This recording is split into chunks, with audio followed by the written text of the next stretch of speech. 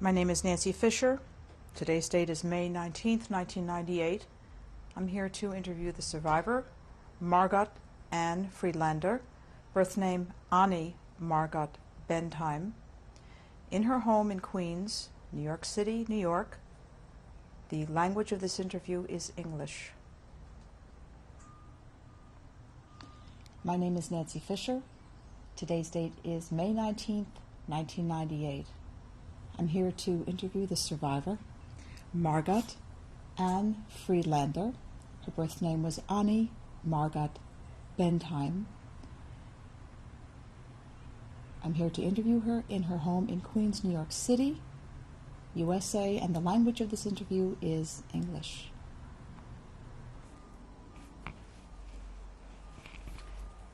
Please tell me your name and spell it. My name is Margot Friedlander, Margotfriedlander. Do you have a middle name? Anne, which I don't use. What was your name at birth? Annie Margot Friedlander, Anni Margot Bentheim, Bendheim. Did you have a Hebrew name? Yes, I think Gittel. And did you have a nickname? Mäuschen, which is like a little mouse. Who gave you that nickname? Probably my grandmother, maybe also my mother, but probably my grandmother. What is your date of birth? November 5, 1921. And what is your age today? 76. Please tell me your father's name and spell it. Arthur Bentheim, Arthur Bendheim. Where was your father born? In Langen, Langen, that is near Darmstadt or Frankfurt, Germany. Your mother's name? Auguste called Gassi, Auguste Auguste, Gross, Gross. Where was your mother born? In Teschen, Teschen, which was Silesia, Oberschlesien in German. Did you have any brothers or sisters? Yes, I had one brother. His name was Ralph, Ralph. He was 4 years younger than I am. Do you know your grandparents' names? Yes, my grandfather was Wilhelm. That was my mother's father. I did not know my grandmother. My grandfather married again. He lost his wife, and my mother was 15 years old, approximately. He married a lady that I loved very much. Her name was Adele, Adele.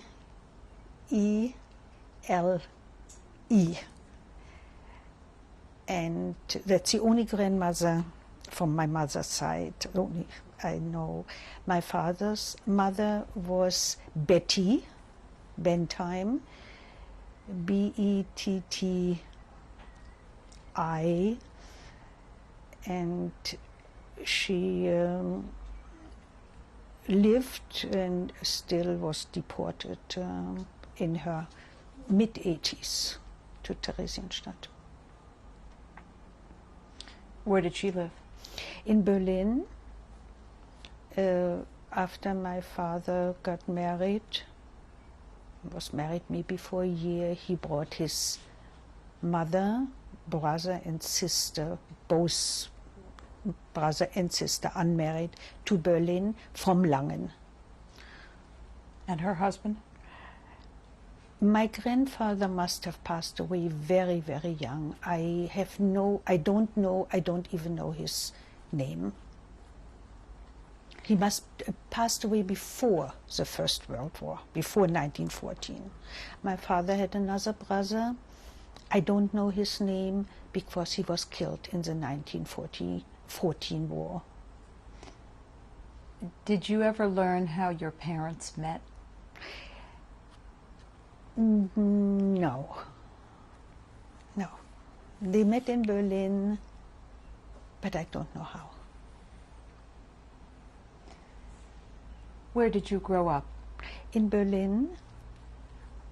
I was born in Lindenstraße, very close to the temple of Lindenstraße. That was in 1921. The housing was very difficult to get, and my parents lived there. Then they moved to an apartment, and we stayed there for many, many years. I would say probably 12 years, where my brother was also born. When we lived in that apartment, am Kölnischen Park. And that was the center of Berlin. You know, my father had a business that was in the center of Berlin, and so it was convenient for him to live in the center of Berlin. What kind of a neighborhood was it? It was very nice, good middle class, very, very close, half a block away from a park, the Kölnische Park, where they also had a museum and statues, and very, very pleasant, very, very nice. Very centrally located, but a very quiet street. Was it mostly residential? Yes, yes. The street was totally residential. There was a building across the street that was, I don't know, some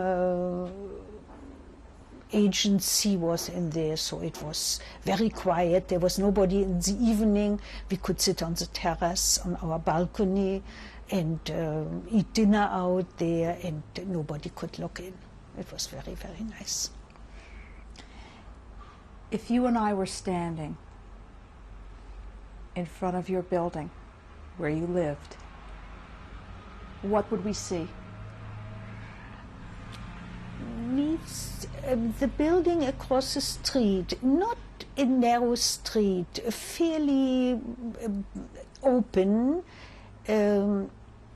We lived 1 block away from the corner, and if we turned, when we got out of our house and we turned to the left, we had one more house, and then we were in the park. What did the facade of your house look like? I mean, it had terraces. Every apartment, one on top of each other. We had flowers on the facade. There was a little store, like having next door, milk, and I know that the maids went there also because they had machines when you washed the linen, that you put rollers, the linen on rollers, and you put them into the machine, and it straightened the big linen sheets out already. The machines went to one side and to the other, and the roller went along, and the laundry was on it. That was also in that small store. I don't know more. How many floors did the building have? I would think 4. Yeah, we looked out the back. There was, I don't know what you call this, a Hof, you know, and sometimes musicians came and sang in the back, and you threw some pennies or a dollar wrapped in paper down to them when they sang. And we could see for many years the park. from our back windows. The kitchen and the bedrooms faced the back, but it was open. It was very pleasant. Later on, they built across from the park along so that the view was, we could not see, it was far enough away, it was not close by, but they built some buildings, also had something to do with, I think, Krankenkasse buildings, don't know, something like that. That's where we lived, I would think, probably 10, 12 years. Was your home typical of other middle-class families? Yeah, yeah. We had living room and dining room and our children's rooms and the bedroom for the parents, a big kitchen, a maid's room, bathroom.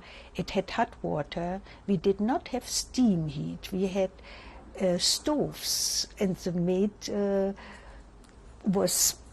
coal was brought up. There was a balcony in the back. The coalman came up with coals on his back, and he put them into the back balcony, and somewhere they left in the downstairs. Each one had a storage room in the basement. Every tenant had a storage room, and the maid, when the coal was used up, that was on the balcony, she went downstairs and brought coal up again and heated every room in the morning. When we got up for breakfast, the dining room was already heated.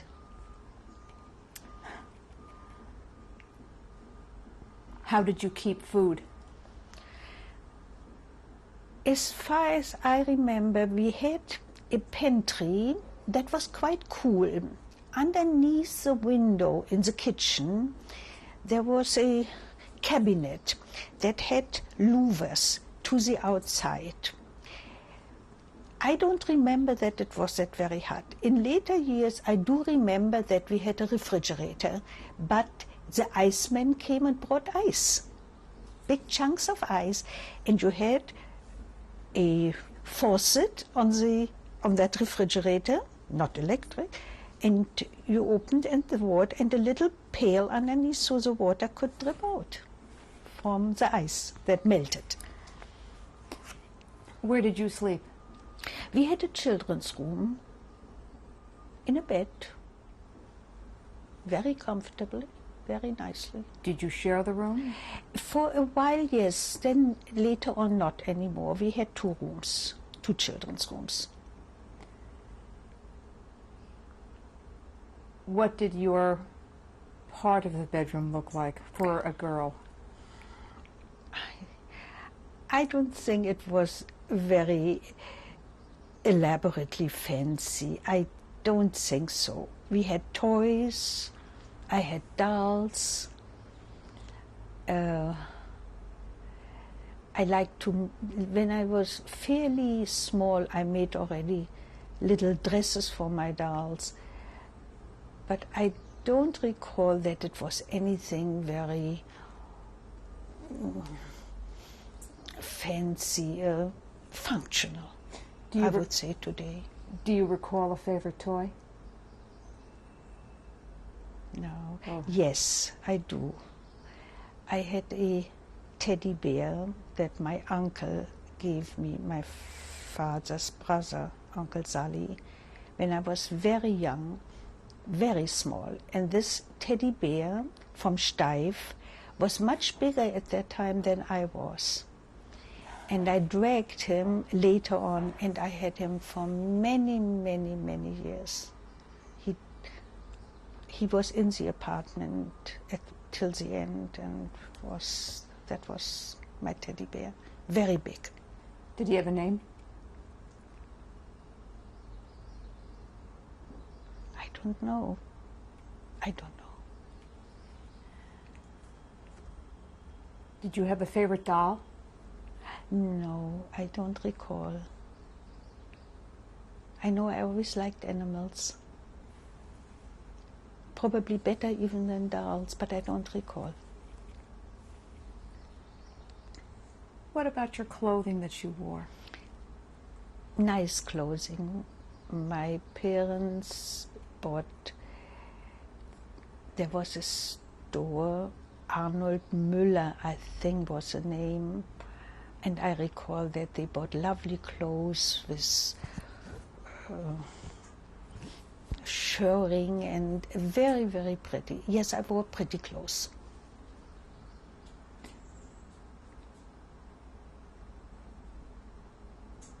What did you look like, let's say, on a typical day, not a special day of the week or for a special celebration?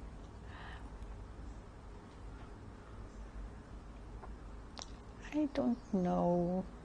Probably just like any other girl with skirts or little dresses. Not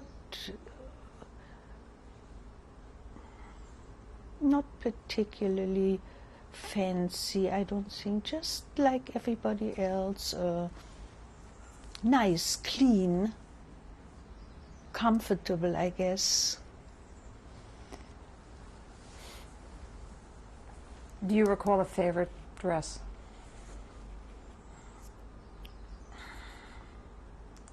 Yeah, I think the particular that one from Arnold Müller with this, they called it smoking. It had like a little,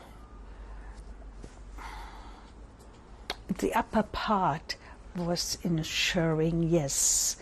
It was very, very pretty.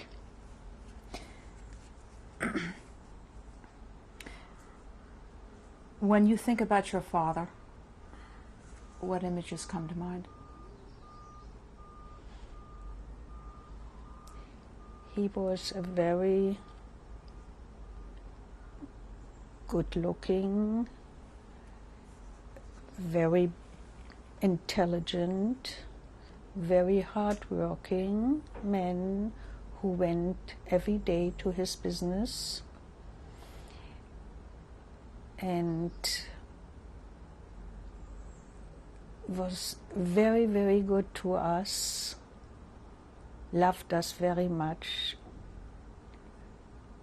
On Sundays, we went in the morning to the bed and he played, we went onto his knees and he played Hoppe Hoppe Reiter.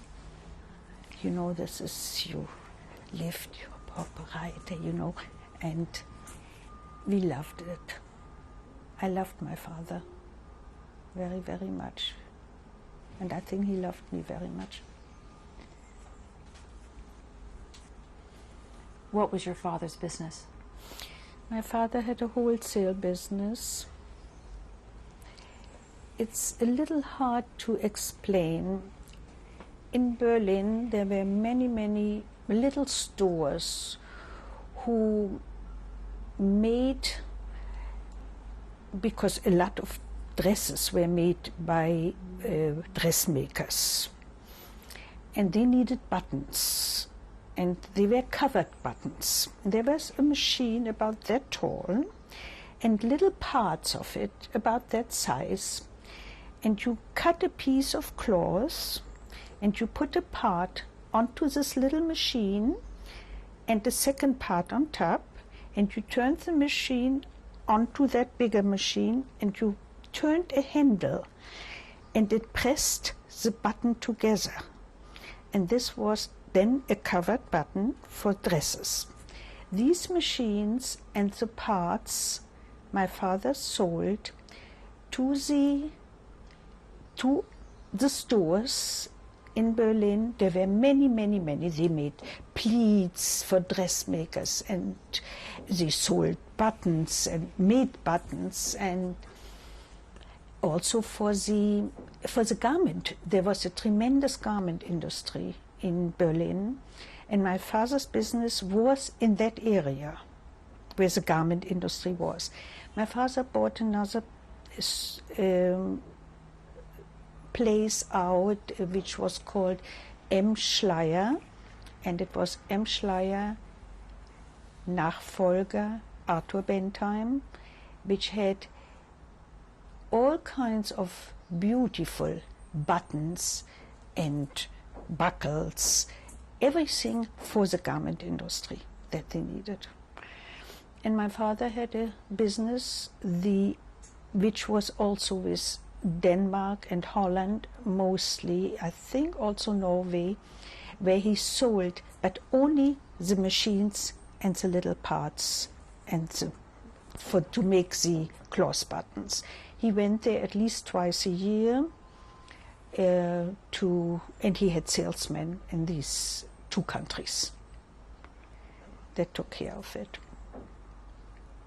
Do you recall any time that you spent in his store? Yes, I went there quite often, yes, to visit my father, and whenever I came, he sent out in the afternoon to a very lovely bakery on Hausvogteiplatz, Steidl, and had cake brought in, and we had coffee and cake. Were you ever allowed to either operate those machines? Yes, I did, because my grandfather, my mother's father, had these machines also, but my father only sold it wholesale, where my grandfather, not he, they had a employee, made the buttons for the garment industry. They were very small. On a little table, you could have two girls sitting, you could have two machines, and they operated. It wasn't noisy at all. It was very quiet. I mean, nothing. You just turned the handle, and I always said something like explaining, put the material on, and put it in, and turn it around, and pops, the button comes out.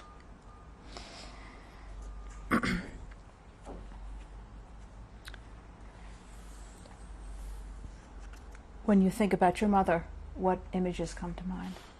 My mother was a very, very good-looking woman, very modern. Actually, the business that my father took over, my mother brought into the marriage. My mother came to Berlin. It must have been during the First World War, I'm not quite sure, because her father had moved from Teschen after a couple of years, probably after his wife passed away, to Berlin, married his second wife, my grandmother Adele, and my mother had a few more sisters that lived in Teschen. Later on, Tante Yeti came to Berlin too, and my mother opened the first business, which she gave the first one to her father. The second one that she opened with just these machines to make the buttons, she gave to her sister, because her husband by that time came out of the war and was blinded through a bomb that detonated close to him, and he could not pursue his business. So my mother gave this to her sister, because this she could do. The third business she opened, the same thing. And when she got married, my father took over, and he was the only one who never made any buttons, but pursued only the wholesale business of it, meaning that he sold only the machines and the little parts to different places that made the buttons. What role did your mother have in the household? My parents got married on the 4th of November 1920. I was born 1 year and 1 day after, 5 November 21. When my mother became pregnant, my father brought his family over from Langen and took his brother into the business to take the place of my mother. So my mother was a housewife. We had a maid, but my mother was a wonderful cook and baker, wonderful. And even so, she did not, we had the maid that also cooked, she taught her. We had a maid, her name's Frida, for many, many years. I would think that she was probably with us through the whole time am Kölnischen Park in the apartment. What was the favorite meal? Did you have a favorite meal?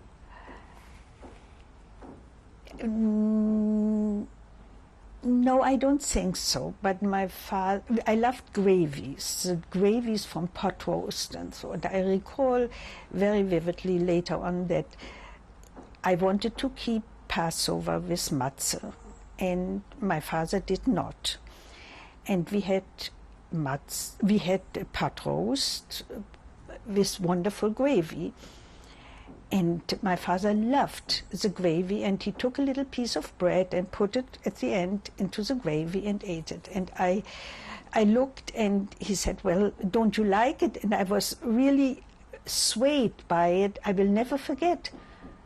And I broke my matzah eating because I loved that so very much. Somehow it always stayed with me, because in a way I was probably a little mad that I did it, but my father did not believe in these things. Even so, he came from a very religious home. What kind of a religious upbringing did you have? Traditional. My grandfather was a very religious man. He went to synagogue every Friday and Saturday. I remember in years past when it was possible, he went with the top hat. And Synagogue Lindenstraße. And he was very active. And for holidays, Passover, for instance, he always brought somebody from the synagogue home with him to sit at the Seder table. 1 or 2 people who had nobody. When it was Sukkot, he went to the Sukkah at the temple and bought a lot of sweets to give, and his seat in the synagogue was at the corner. The Lindenstraße was the women sat upstairs and the men downstairs. And I remember that my grandmother had the first row, my mother sat next to her. That grandfather always looked up, and he did like, my brother was mostly with him, and I was with my grandmother and my mother. It was conservative, but it was a wonderful choir and an organ, and Lewandowski was the melodies that were sung, which are still my favorite. I still remember them. We're going to take a break. We'll resume in a moment. Number 2, interview with Margot Friedlander, May 19th, 1998. What was the religious environment in your own home?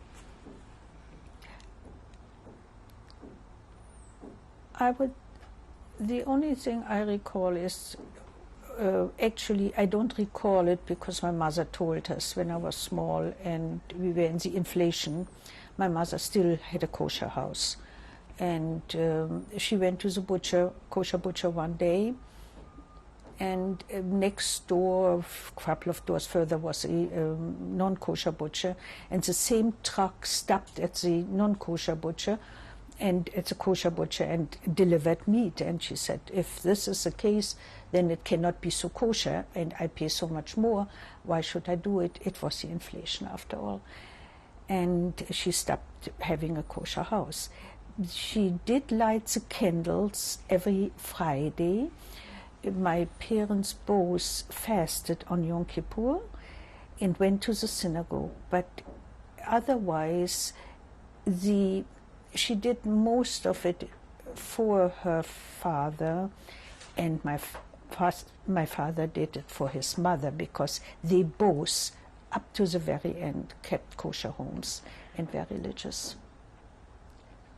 What was the Sabbath like in your home? Not very much, much more in my grandparents' home, and I was very often there.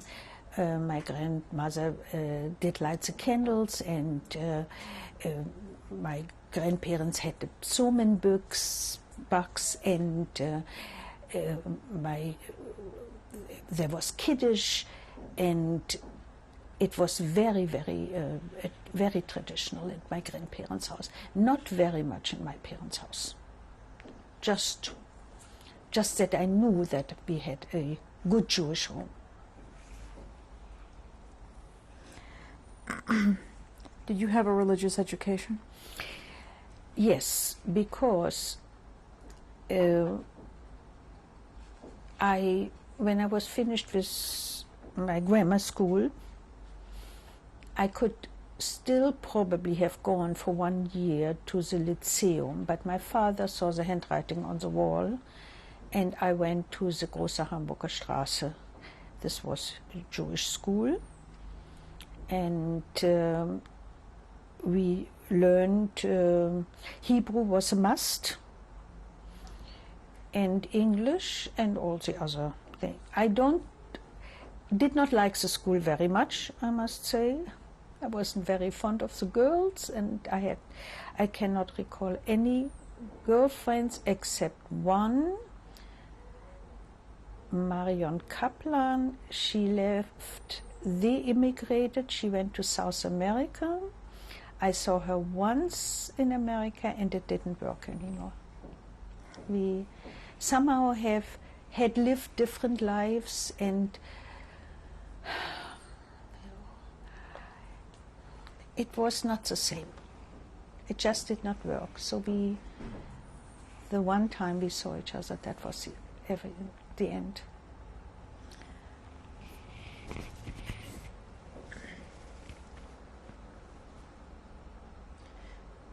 Could you describe your education in Berlin?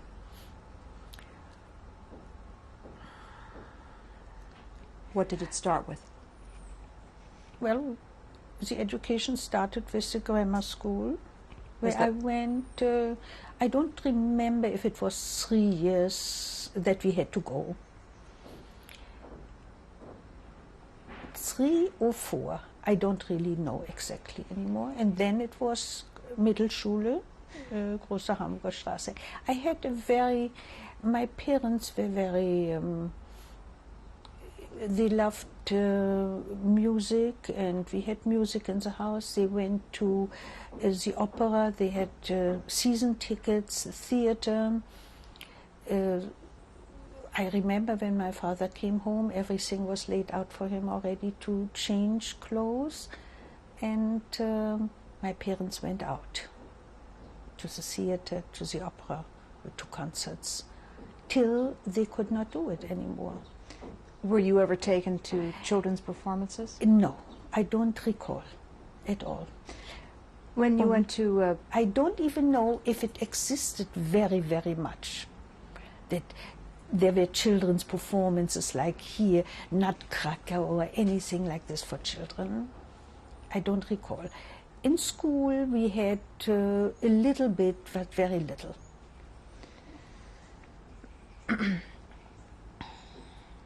When you were in public school, grammar school, did you have non-Jewish friends as well as Jewish friends? I recall very little. Probably, yes. I think I probably had non-Jewish friends. But I don't recall, like they have big birthday parties here when girls come, and that you have... I know that we had birthday parties and that I got gifts, but I cannot recall that I had birthday parties, I just don't recall.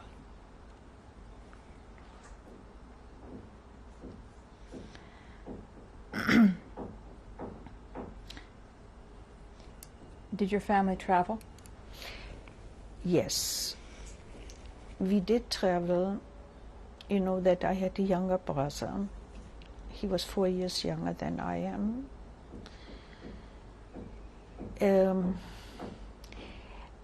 My uncles bought a very big Landgut. It's in the Depression times in Scharmützelsee. That was big, big, big. 1,000 fruit trees. It was on a lake am Scharmützelsee. It had two big buildings. We called it the Herrenhaus and the Leutehaus. The Verwalter, the one who took care of it, lived in the Leutehaus, and we had one apartment also in the Leutehaus. That was primitive, but in those times you did not feel that it was primitive. We had a few rooms, 2 rooms, one for my parents, one for us children, and a big kitchen. The maid came along, there was a big stove, she heated it, there was water boiled on the stove for washing, because there was no indoor plumbing in the Leutehaus. In the Herrenhaus it was. But we were, from very young years on, we spent an awful lot of time there, and it was just wonderful, because I learned to swim there at a very early age. We had boats, and my cousins were there, and we grew up together. We played games, and we had 2 horses, Pascha and Lotte, and horse-drawn carriages, and it was very wonderful. But we also traveled to Czechoslovakia, because my mother still had one sister that remained in Czechoslovakia, in Teschen, married there, and had a daughter. And we went to visit her, and went from there to mountain resorts in the Tatra. The name of that mountain resort was Skalka. That was the Hohe Tatra. This is a mountain resort in Czechoslovakia.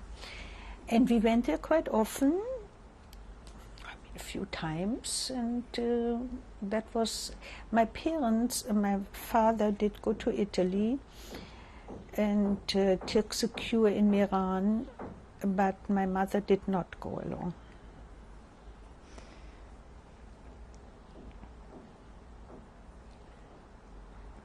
My grandparents traveled. My grandfather and his wife went every year to Marienbad oder Karlsbad, which was in Czechoslovakia, and they took the cure because they had those mugs with spout, and they took the waters and they walked and they drank the waters. We had these funny looking things in the house. I remember that very, very vividly. They went every year. It was supposed to be good for them. Growing up as a child, what other activities or interests did you have? I would think we probably played a lot when I was very young in the park, im Kölnischen Park. There was a little bit of a hill in the winter. I remember that we went up that hill and with a slate rode down. It was wonderful and a lot of fun. I don't think that it is not that the activities were very great, but when I was very young, I think I must have been maybe 4.5. I went for maybe a few months, I don't recall how long, to a dance class. Mary Wigman was her name, but I did not like it very much. So I joined, I was probably not even 5, a sports club, Bar Kochba. It was part of Maccabi. They had sports activities, and their sport club was meeting in Grunewald. That was a little bit of outside of Berlin. And I did I was very, very sporty. I loved athletics and 100-meter runs, and I did this from, I would think, probably as long as Bar Kochba was in action. How old were you when the Nazis came to power? In 1933 they came into power. I was born in 1921. I must have been about 12. What is your earliest memory? My memory was because we had, for a number of years, a cousin, the son of my mother's sister, who passed away very young, living with us. And my father did send him to a place to learn a trade, a furrier. Mr. Fix, I think was the name. And Erich lived with us. And Erich belonged to was involved with, I don't know what the party's name was, Social Democrats, I would think. And when the Nazis started marching in the street after 1933, he was with the opposite party marching, and he was very badly beaten. And after that, maybe a couple of years or so later, he left Berlin and went back to Teschen, where he came from originally, where my mother was also born, and where his sister, he had no more parents. The mother passed away very young, and then the father passed away very young. So there were 3, one brother and 2 sisters. The youngest one, my grandparents took in. Her name was Annie. That's why I was always called Margot, because there was another Annie. And his name was Erich. And there was the oldest sister, Hilde. She stayed on in Teschen. So he went back. What do you recall about the parades or the marches or the singing? I would think I remember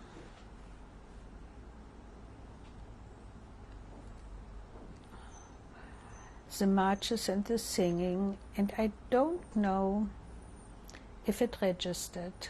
In retrospect, only I can say that I don't understand it at all, that we did not see the handwriting on the wall. It must have been horrendous, and I don't know why we looked away. It was always thought, this cannot last. And it was my mother had leaning to Zionism, so did I. I also belonged for a short while, to a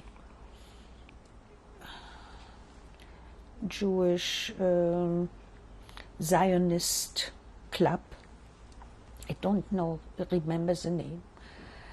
And we met on weekends. We sat around in a circle, the girls. We sang Hebrew songs.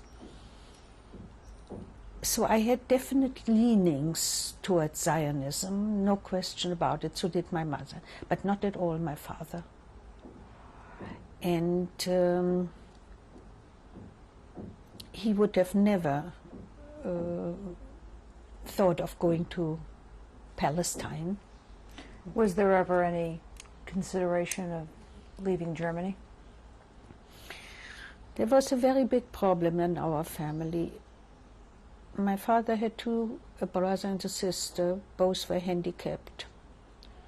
They had both problems with their legs, and America would have never taken them in. So my father never made an effort to ask for his. He had family here in America, quite a few cousins, to send him affidavits because he did not want to leave Germany on account of his old mother and the two and brother and sister. He didn't want to leave them. What happened to the brother and sister? They came to Theresienstadt at the end of 1942, and I know that my grandmother passed away in Theresienstadt. I know that my uncle took his life. According to a note that I got that my aunt passed away in Theresienstadt, I heard differently. I understood that she was taken in one of the transports from Theresienstadt to Auschwitz. If it wasn't so, anyway, she was not there anymore when I came to Theresienstadt, so they perished.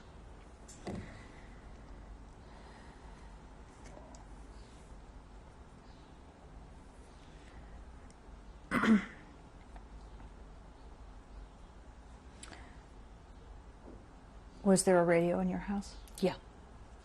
Was there ever an opportunity to hear Hitler speaking? Yes, one could hear him speaking. Did you ever see him? Yes, I saw him. I saw him at the Olympic Games because my mother and I visited a friend who lived on a street on that day that faced the route where he was going to the Olympics. And I must say that we were very much afraid to go to the window, but we stood a little bit away because he was in an open motorcade going along that street. And if something would have happened, we were afraid that they would take every Jew who lived on the street away. It was already very dangerous. But it was when the Olympic Games were played in Berlin. My cousin, even Erich, came to Berlin, and they made believe like nothing ever happened. It was horrendous because they played up to the foreign guests and behaved at their best. I don't know very much else.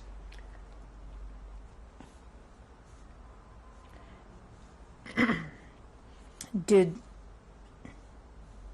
Berlin change in any way during the period of the Olympic Games?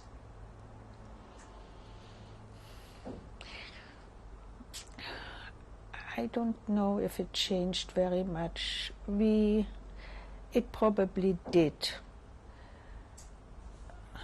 But, we lived a certain life in 30, that we might get to it later. I went to school and I came home, and I don't know if I really don't know. See, my parents divorced in I think it was 36. I am not quite sure of the date. And life was not very easy because it was very hard for us to...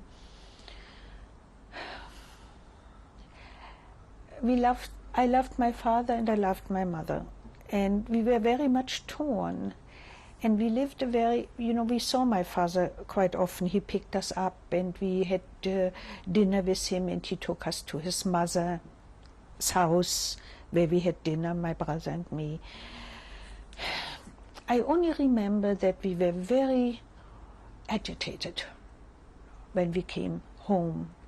Not that anything was said, but our personal life involved us very, very much. I don't know if outside things, we were young. I don't know if we realized really what was going on at that time.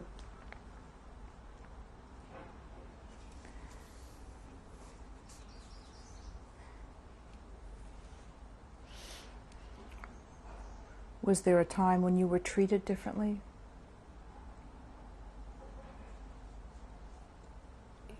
By people on the street, other children, neighbors?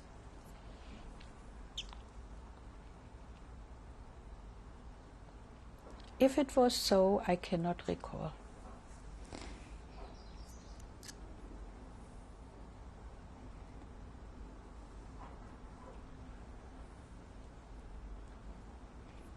Did you ever see other people being beaten up? No.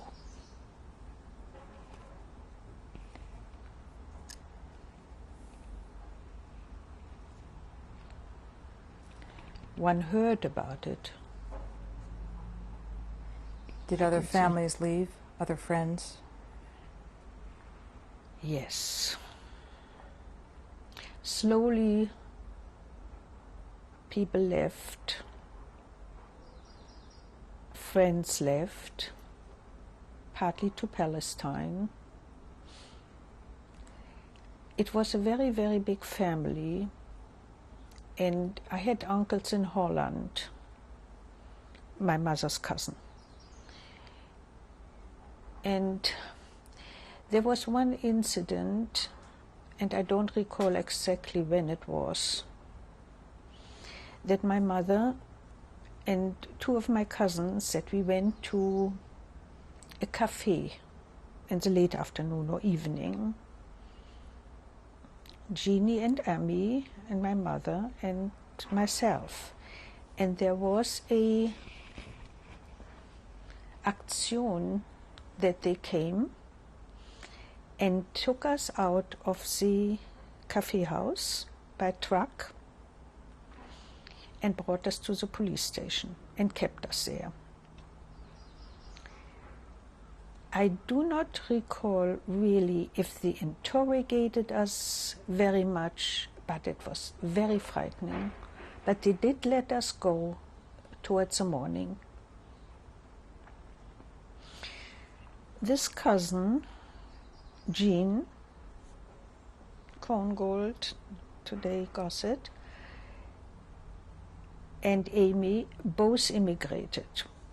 Her parents, my mother's cousins, the whole family, there were 8 or 9 brothers and sisters, went to Holland, and only one uncle survived.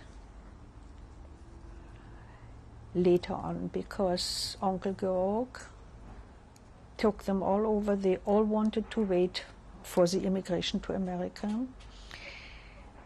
My cousin Jean had a brother, 2 brothers, and a sister, Herman, Henry, and Carla. They all left. They all are here. These are second cousins of mine. Her parents never made it. What was the response of the Jüdische Gemeinde in Berlin to this gathering storm? I would think that I was too young to realize And I only know one thing, that I tried, that must have been after the Kristallnacht, after 38. My father's business was not smashed because it was upstairs. My father disappeared for a few days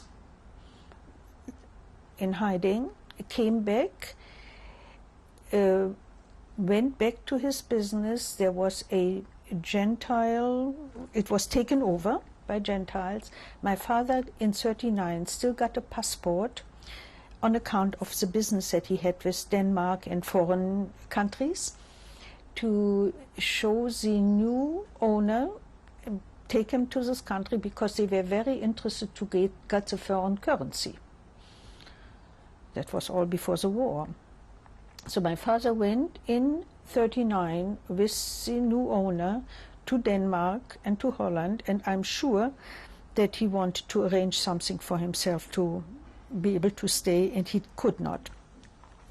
My father came back, and I cannot even recall if I saw him again or not, because a few days after he left Berlin and went over the border and fled to Belgium.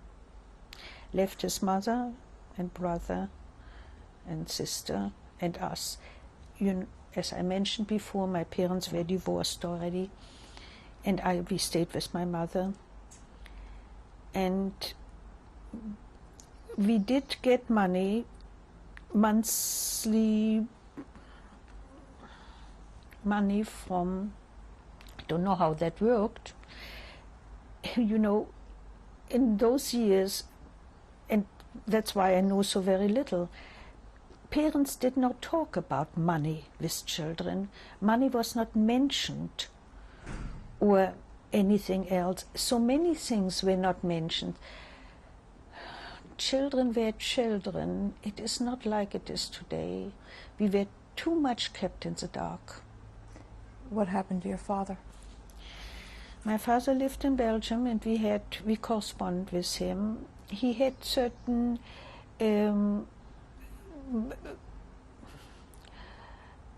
sayings in as much as immigration or what we should do, and we tried desperately to get out. One day it was said, you can go for so and so many dollars to Honduras, Guatemala, and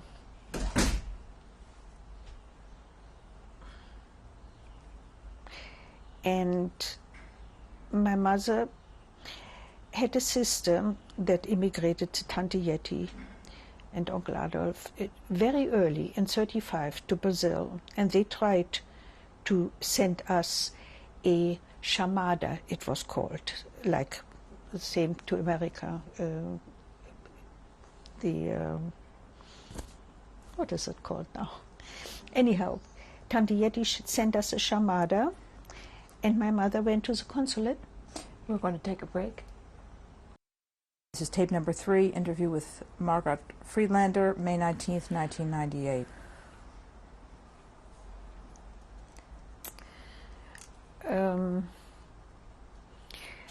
So my father fled Germany, and that was 1939.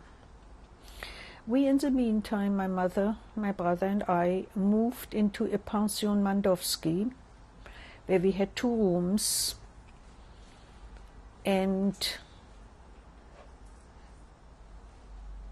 then, let's say, the Kristallnacht. My brother was supposed to be bar mitzvah at that time, and he couldn't. I came downstairs, and I wanted to go to the little place where I worked as a seamstress, a Lehrmädchen, an apprentice, in a little salon, Rose Lang Nathansohn, in the west of Berlin, not too far from where we lived. And on the morning after the Kristallnacht, I went downstairs to go to work, and it was an eerie quietness in the street. It smelled too. And before I even got to the streetcar that would have taken me, I saw so many places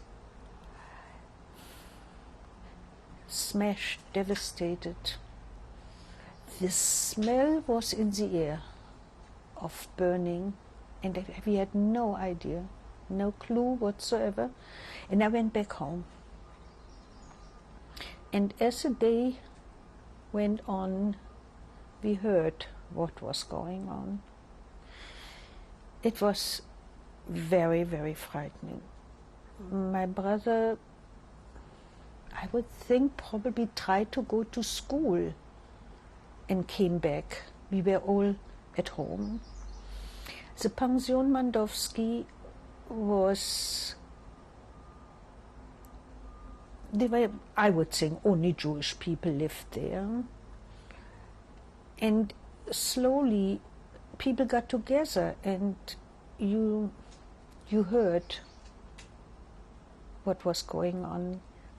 And I still would say, in retrospect, I don't know if it registered 100%. You know, when you're young, you somehow push things away. I don't know. I cannot tell. My life was so like it. If I think today, it went like a fog past me, and I pushed so many things into the background, and maybe I didn't want to remember. And this goes through my whole later on time that I will tell you about it. Anyway, we did not hear from my father. We did not know what happened to my father. Only days later did we hear from him, because he went into hiding for a few days, because he picked men up. They brought him to concentration camps already then. And that we only heard days later. It did not come too quickly to us. And then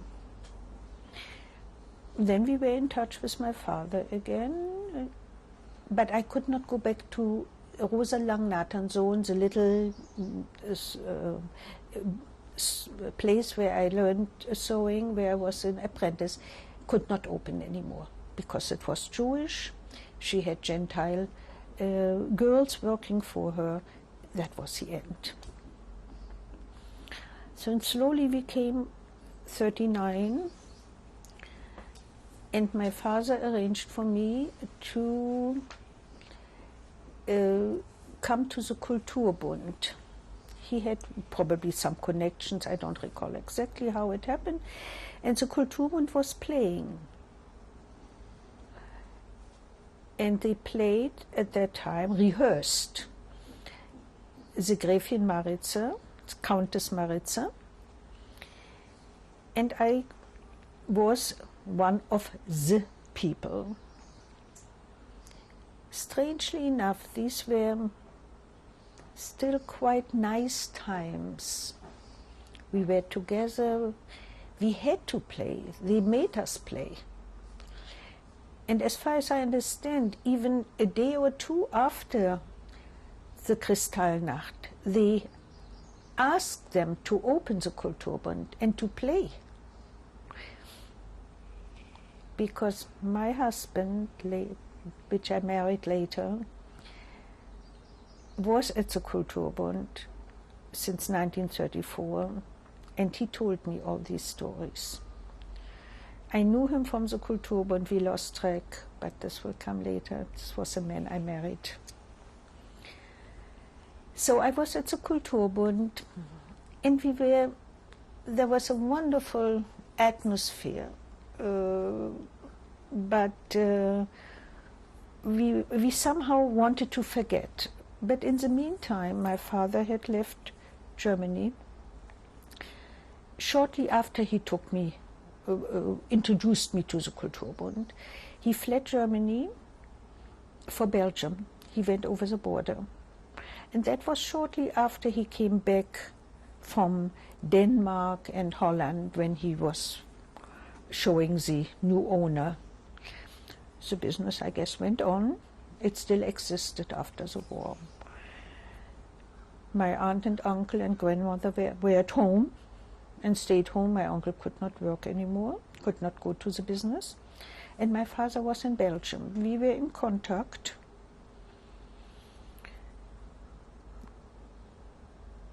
Till one day, maybe in 41, it must have been when the Germans moved into Belgium, that he was caught. I don't know the details, how it happened, and was taken to Gurs. Where was Gurs? Gurs was in the Pyrenees, in France, near the Pyrenees. Camp de Gurs. We had his address, Ilot I, and we had mail from him. My father could write occasionally. One day he wrote to us, I had nice company from Switzerland, and we went out and we had a lovely dinner out. I'm sure my father wanted to tell us something. I interpreted this letter in later years here in America, some years ago, as that he wanted to tell us that he had connection with Switzerland and probably money in Switzerland, because my father lived in Belgium. He left over the border. He had, just the way he was, he had to live on something. Since my father had a business with Holland and Denmark and Norway, I assumed that he had money out in these countries or transferred to Switzerland. All right, that went on till sometime in 42, and we never heard anything anymore from my father. What have you learned since then? When the war was over, and I am the only one who survived, I was hopeful that since my father wrote that letter, that he had company from Switzerland, that he was somehow able to escape. I must say that it was a tremendous blow to me that I heard that it was not so, that he was taken from Gurs to Auschwitz sometime in 1942, towards the end, or August, September, October. I only later on heard the dates, when it was. And he did not survive.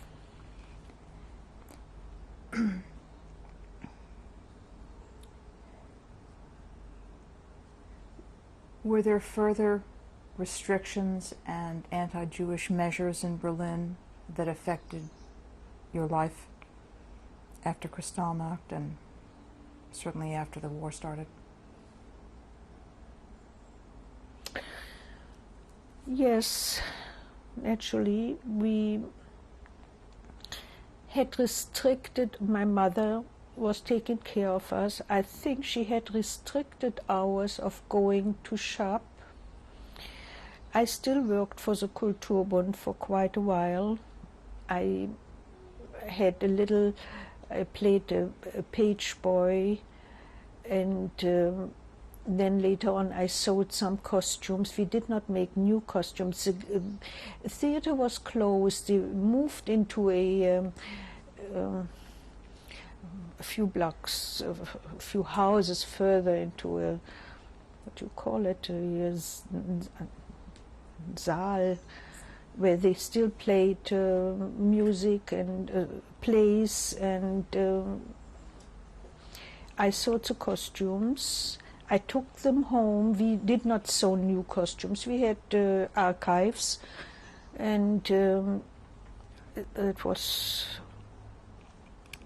I took them home and I sewed them and altered them and took them back. And in that year of 39, before the war started, we, desperately tried to get out of Berlin. And there was at one time we were introduced, my mother was introduced to a man who said he can help us to immigrate to America. He has very good connections to get us a very early number. You were registered in numbers. And my mother and some other people, also from Kulturbund, Freddy Berliner, and so, gave him money. And at one time the man disappeared. And we lived by that at that time already. We could not live in apartments anymore. We could not choose where we wanted to live. These were houses that belonged at one time or another to Jewish owners. Those houses were called Judenhäuser. Not that only Jews lived in there, but you were moved into, but not into an apartment. We moved into 2 rooms at Mrs. Meissner. Her daughter, Claire Meissner, was still in Berlin. It was still before the war. And Claire and I, when this man disappeared, heard that he is in Stuttgart, and we went to Stuttgart to find him and to see what we can find out, but we could not find him. And we went back to Berlin, and then my mother went. And the next we heard was that she was incarcerated because he was found and he implicated her that she did certain things, and they incarcerated my mother in Stuttgart. Now, I was about 18 years old. My brother was 4 years younger, a frightened little thing, still going to school. No, he must have probably, he went also to Große Hamburger Straße. When it was finished, he worked for a little while. There was eine Umschichtung. They learned skills, maybe for immigration, like making furniture or these things. And he was very young. And he was frightened. And my mother was brought to Berlin by the police to Alexanderplatz. And I was called to testify. So were all the people who gave this man money. And that recollection of my brought to Alexanderplatz, to walk the long halls, and then a door closed behind us, and we were taken into these rooms to be singly interrogated. Not my brother, he was too small, he was also very sick. Was just horrendous. I was so frightened. I cannot, this, what will happen to us, what will happen to my mother? What shall I say? I don't know really very much. But thank God we they let us go, and I went home. My brother had flu, something, or fright probably. And my mother came home a few days later. They let her go.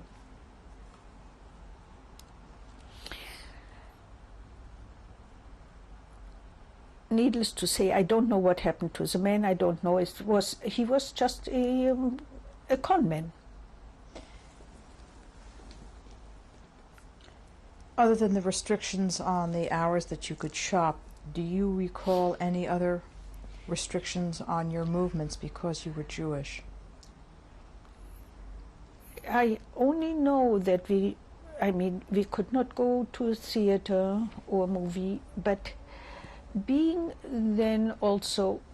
very young, I don't know if children were taken that much to theaters or opera or so.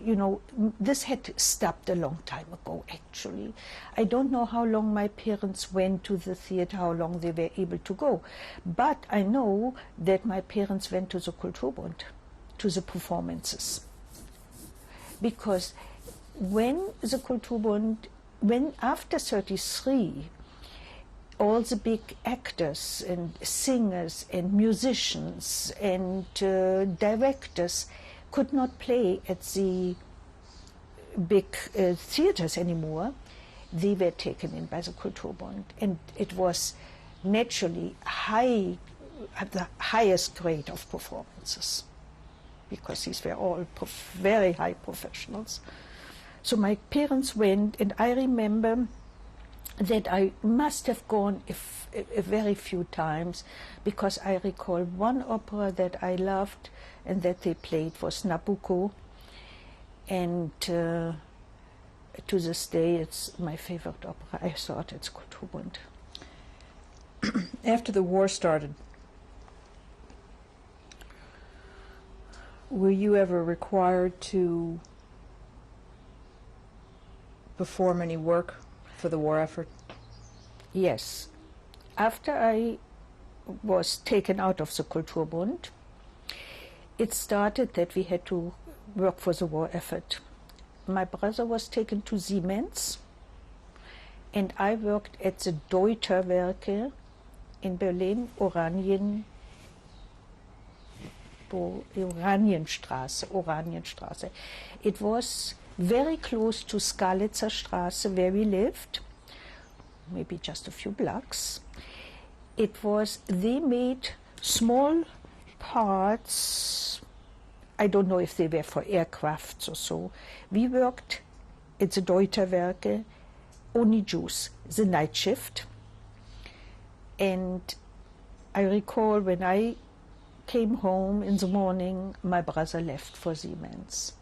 So it was I slept during the day, my brother was home at night.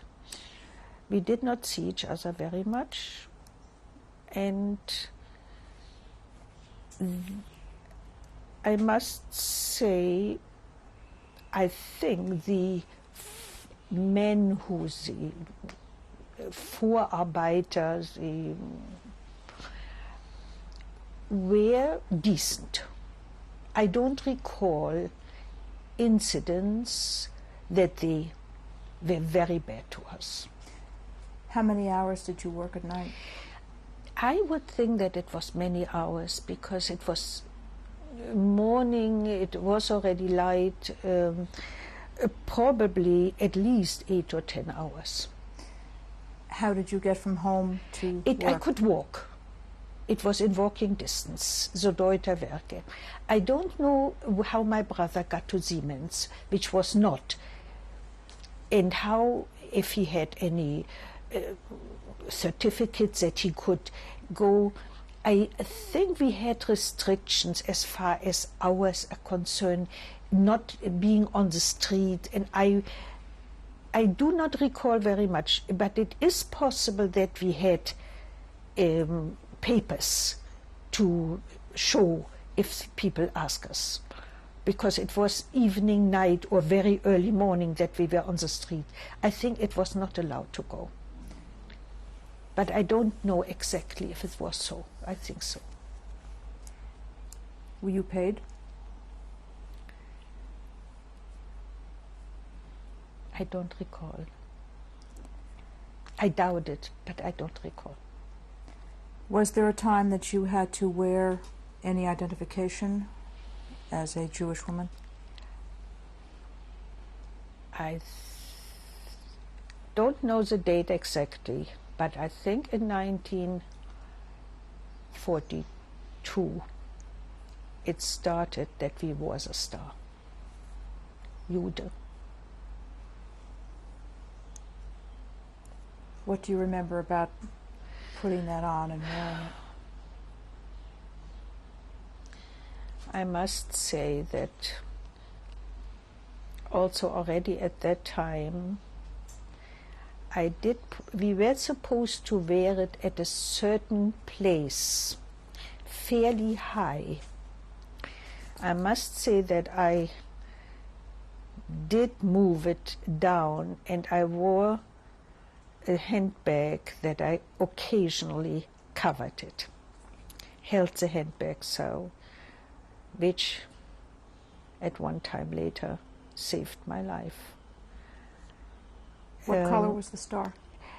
Yellow and black writing on it. It was a Mognovit, the Star of David, yellow with black rims, and the Jude was spelled in black. How did you get the star? I don't recall who gave it to us. How we got it, I have no recollection whatsoever. Did that affect your feelings of self-worth?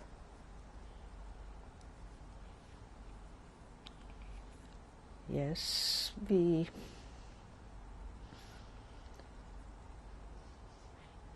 were so deprived at that time already, and so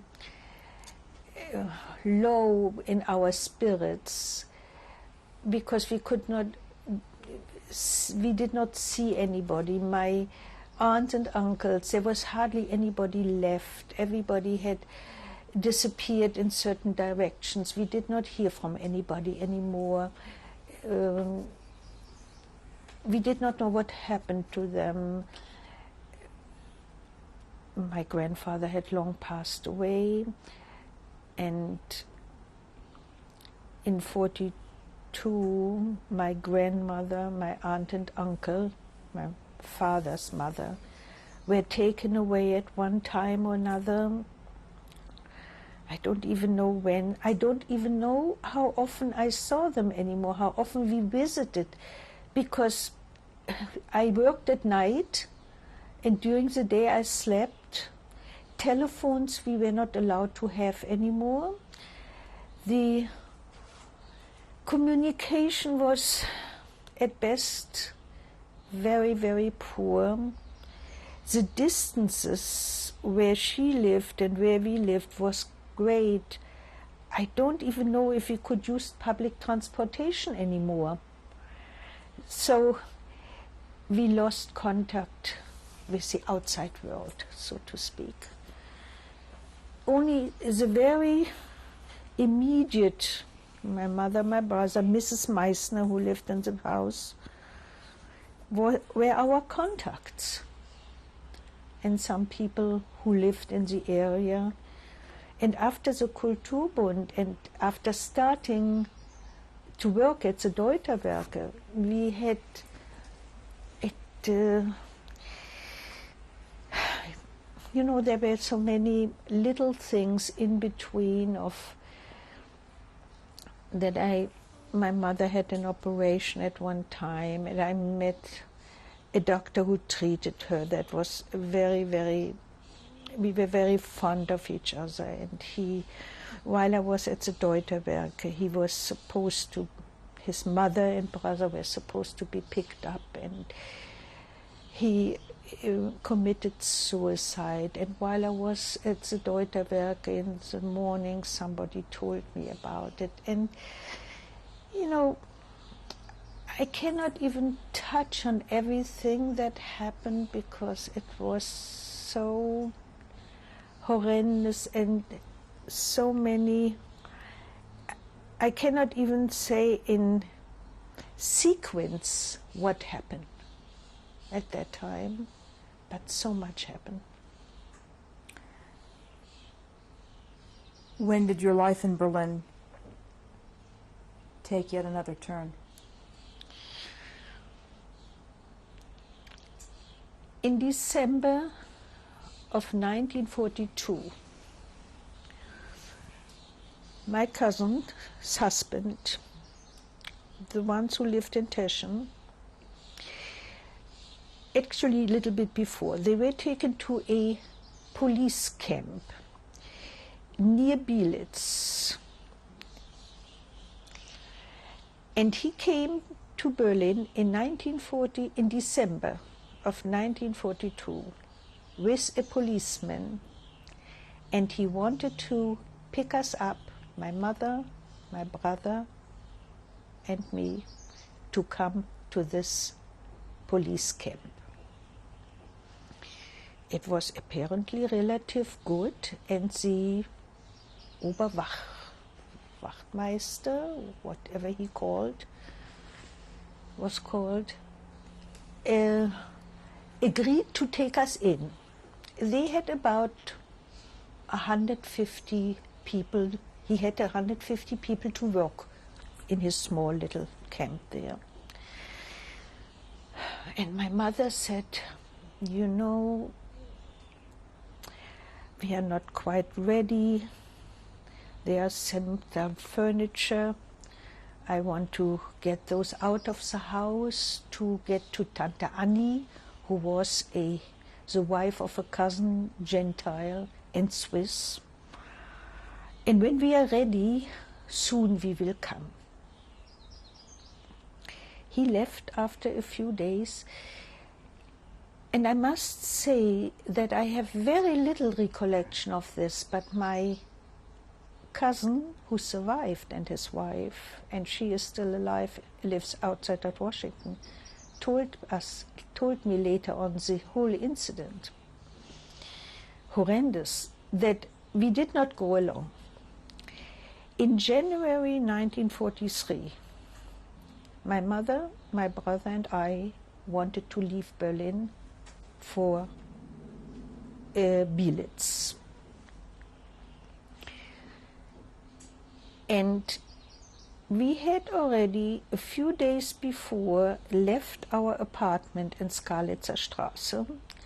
I moved to a friend of my brother's house. His mother was Gentile and the boy was half Jewish, this friend. My mother went someplace, I don't know, probably a former maid of ours, with one Lise and with my brother. And we did occasionally meet in our apartment in those couple of weeks, probably. We wanted a little bit of distance, you know, to get away, that they might not know too much, that they don't see us in the house for a few days or something like that. We wanted to meet in the apartment and make arrangements to leave on that evening for Bielitz. We're going to take a break and resume in a moment. This is tape number 4, interview with Margot Friedlander.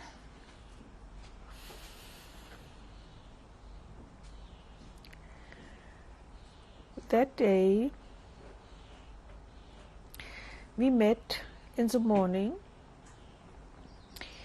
and I said to my mother, I go to a doctor to get a certificate that I am not well, so that they don't miss me in the factory right away, because that evening we all wanted to leave. We decided that One gets into the one at one station, my mother at a different station, and I at the third station, into the same train, but at different stations. That was all decided. My mother said to me, go also to the post office and send a telegram to Hilde, to Bielitz, bis 3. This is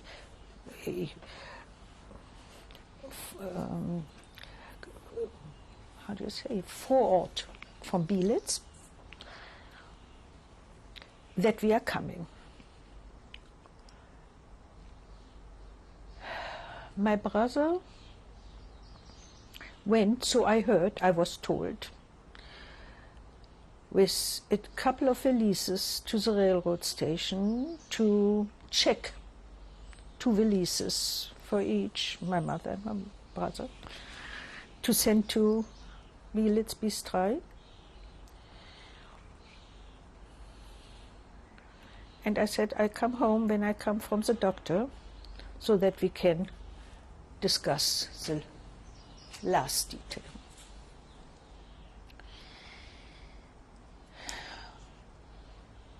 In the early afternoon, still daylight, I go along Skalitzer Straße, and at a distance, certain distance, not very far, a man walked in front of me. And I don't know, to this day, I can never tell why I had such a funny feeling. If this man goes into our house, be careful. I wore my star, I wore it low. He did go into our house, and I followed. It was a walk up. I wouldn't say very dark, but not very light either. You walked up the stairs, and when you walked up, there was on the left-hand side the door of our apartment. The stairs came up, you walked up, and where the stairs going up. Across from our apartment door was another door. And when I was halfway up, I saw the man standing with his back to the door. And I covered my star with my handbag and went up the stairs, past him coldly, hardly looked at him, went further up and rang the bell at 1 floor above. And when these were Gentile people, opened the door, she wanted to, and I covered her mouth with my hand, and I went into the apartment, and she told me that many hours before, the SS came and picked my brother. They banged on the door, and I understand that he didn't open right away. I also knew that he wore boots because we wanted to go that evening. You know, he wore such a... And my cousin Annie was in our house with her fiancé because they wanted to say goodbye to us, because they also, if it worked, would have come to Bistrai, to her sister. That was Hilde and Erwin, who was in that camp. And Mrs. Meissner was in the house. And they broke the door, and they found my brother, so I understand, in the closet hiding. And Mrs. Meissner tried apparently to move from one terrace to the next, but they caught her. So Mrs. Meissner, Annie, her fiancé, and my brother were taken. My mother wasn't home because she went out to buy maybe a little bit of bread, whatever was possible, to make maybe a sandwich or so for us for the train, and I wasn't home.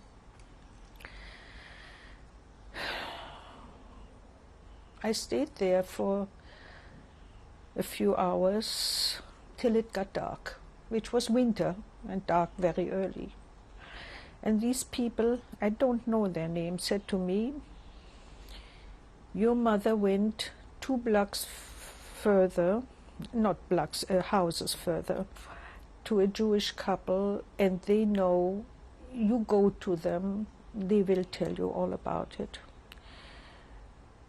And when I got there, they told me that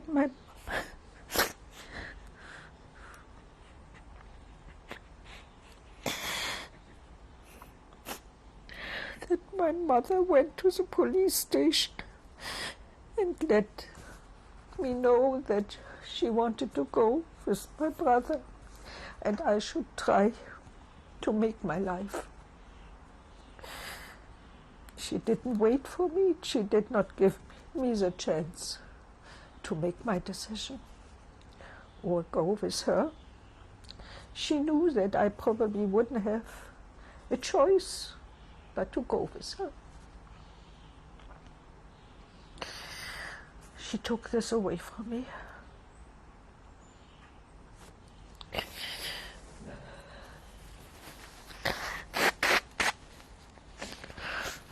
And that's when I was standing in front of the door on the street, maybe 5 o'clock in the evening, and I didn't know where to go. I couldn't go back to these people because I forgot to say that this young man was also there to say goodbye to my brother, to his friend. They took him too, but they released him in the evening because he was Gentile. I couldn't go there because it was well known. These people, they might have looked there first. I had no way. I did not know what to do.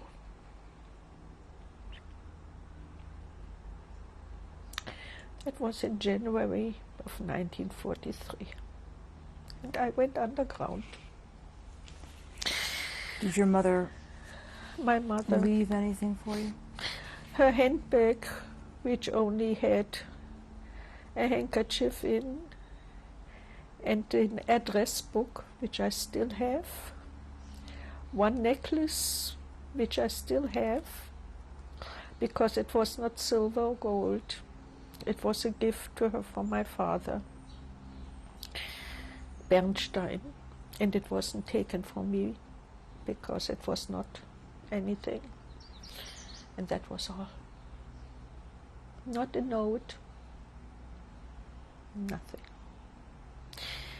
Not nothing, except that she said to the people, please tell my Margot that I will go with Ralph. That was that.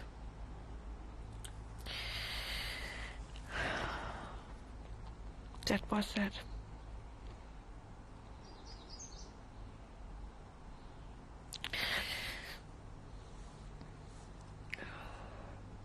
They came to, I think it was Große Hamburger Straße, where they were interned for a few days till the transport was set. What was And the they destination of the transport? Auschwitz.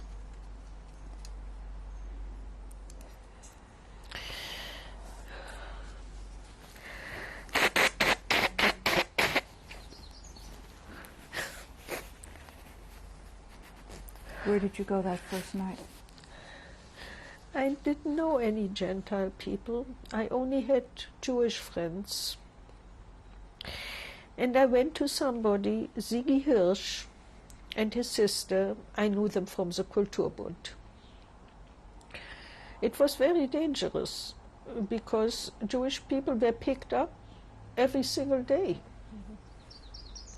But I did go, and they took me in. And I slept there, and I left very early in the morning, like 5 o'clock. And I walked the streets, and at a decent hour, I went to this aunt, Tante Anna, that was Gentile and Swiss. She had a few children, Egbert, Marion, and Ruth. And I remember very, very well. I was in the dining room, and Tante Annie was on one side of the table, and I was on the other, and I told her what had happened. And she said to me, "What do you want me to do?" And I said, "Tante Anna, maybe you can help me." She said, "How do you ask me to help you if you are not willing to help your mother?"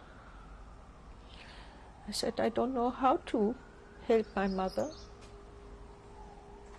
She said, "You help your mother when you go with her." And I said to her, like, "I don't know if I can help her when I go with her.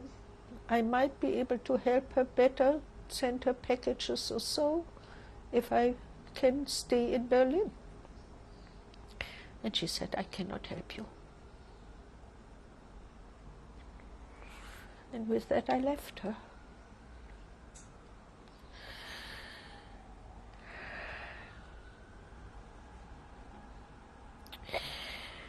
And I went back to Siggy and his sister's house, and I would think that I stayed there probably a few more days. And I don't know the sequence, and I don't know what happened. I only know that I started from then on to find people, and it was a constant, you were introduced from one to the other. How it happened, what my first place was, I don't know. I only know so many different places and so many different instances. Not the sequence. I know that I stayed with one man who had a fairly large apartment, and every room was rented. And he worked, probably it had something to do. He was married at one time to a Gentile woman, so he could still stay. But it was probably that he worked something that the Nazis needed. And I stayed with there in the apartment. I cleaned the apartment. There was a man and his son lived there. And there was only one bathroom, and I know it was horrendous. And I stayed in one of the rooms that was, you walked through to other rooms. It was a large apartment. And we put a little curtain up so that when people go through this room, that they don't see me where I sleep behind. But one day, also the SS came and asked for him and wanted to probably take him, and I let them into the apartment, and I don't know how and which way I escaped. You know, many apartments, large apartments, had back doors and stairs where the maids and the, service entrances. I escaped. I stayed with a woman. She was Gentile, and I also helped her in her apartment to clean. And she had, every day, they played cards in her apartment. And there were also some Jewish people who came. I don't know what they played. if they played mahjong or whatever. And she lived very low off the ground floor. And there was a hallway, dark, outside of this many rooms. And one day the doorbell rang, and I opened the door, and the SS was in front of the door, wanting to come in. And I said, I call Mrs. Sowieso. And I went into the door, into the apartment, and I said to the Jewish man, there was one Jewish man, I somehow see him, he was fairly tall, maybe in his 50s, low 50s. Come quickly with me. And I went to the terrace and jumped down from the terrace to the ground floor and went around and was hiding in a back door of which was leading into the building. But he did not make it.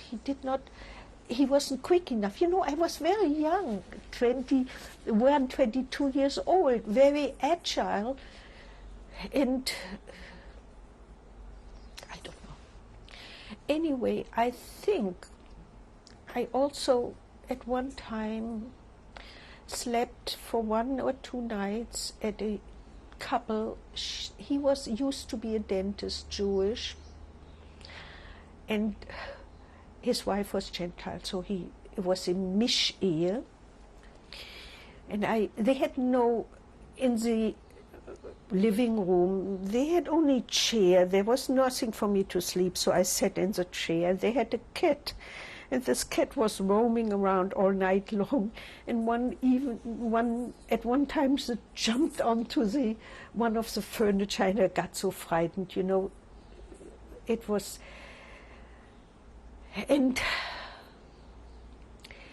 one day, I think through this woman who played cards, I was introduced to somebody, and it turned out to be a couple. He was a communist, very active. And he sent me to a woman to sleep, and she said she's very, very nice. So I went there in the late afternoon, but she was not home. So I was sitting on the stair well outside, a poor neighborhood, a little low-class neighborhood, on the dark stairway. And at one time, late in the evening, she came home with a man. She let me into the apartment. She said, "Sure, you can." So we went through her room into the next room, and she said, it was dark, you know, we had to cover the windows on account of the air raids, and it was not heated because there was a stove, but no coal or anything. It was very, very bad. We did not have anything. So she said, it was a table in the corner, there's a windows where, and some chairs, and in the other corner was a bed against the wall.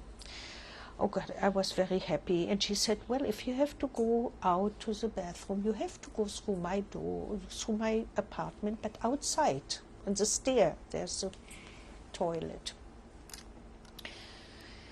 I went to bed, and I don't know, I didn't feel, things it itched me. There was a tiny little lamp in one corner, and I dared putting this lamp on.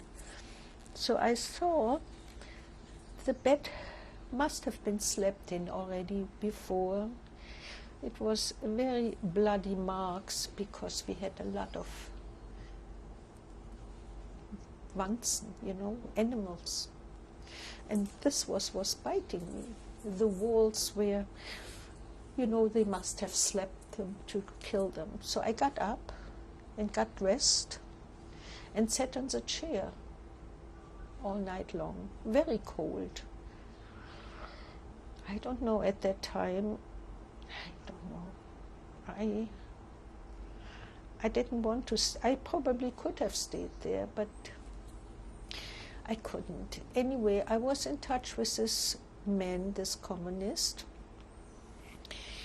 and he and his wife paid for, this is all a span of not long, not maybe weeks. And I would probably not even months. I don't know, maybe a couple of months. Did you assume a different name? Did you become somebody else? Not yet, not yet. But this couple paid for a operation of a nose job. And I had my nose operated to have not such a Jewish nose. I have a picture and I wore a cross. And I had my hair dyed like a reddish tint.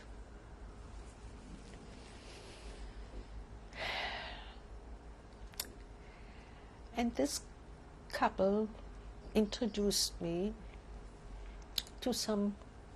From then on, I was handed to various people because the communist underground had connections. But as you see, I did not have one place where I stayed. Many places, and this went on and on and on.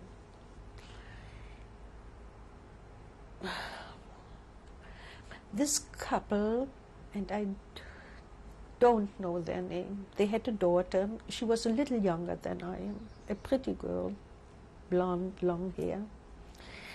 Bought a place outside of New York, a little house with a garden, and they wanted to take me along to this place to hide.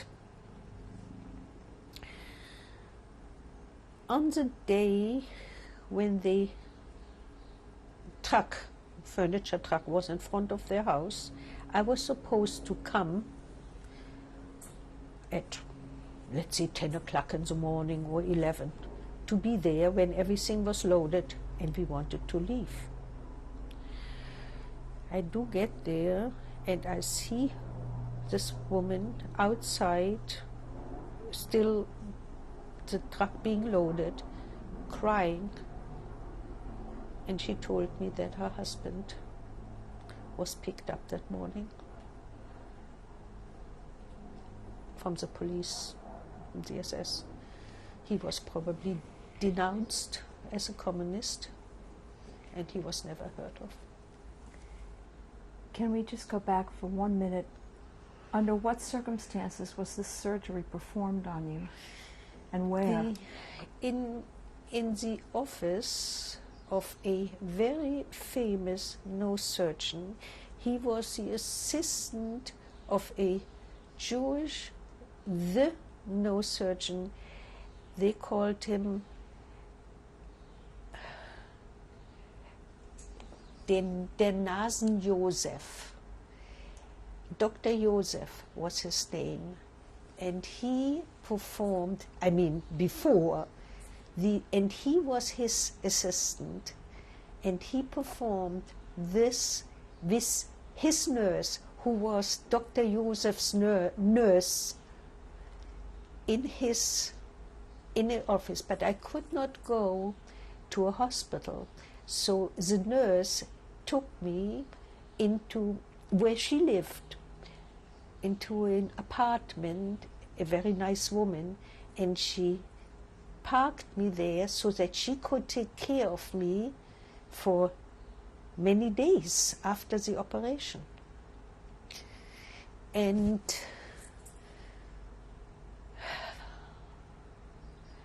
I remember when she took the bandage off, she looked at the nose and she took her hand and she pulled it down because it was like probably very much up, and then to break the stitches inside a little bit, and that's the nose I have today.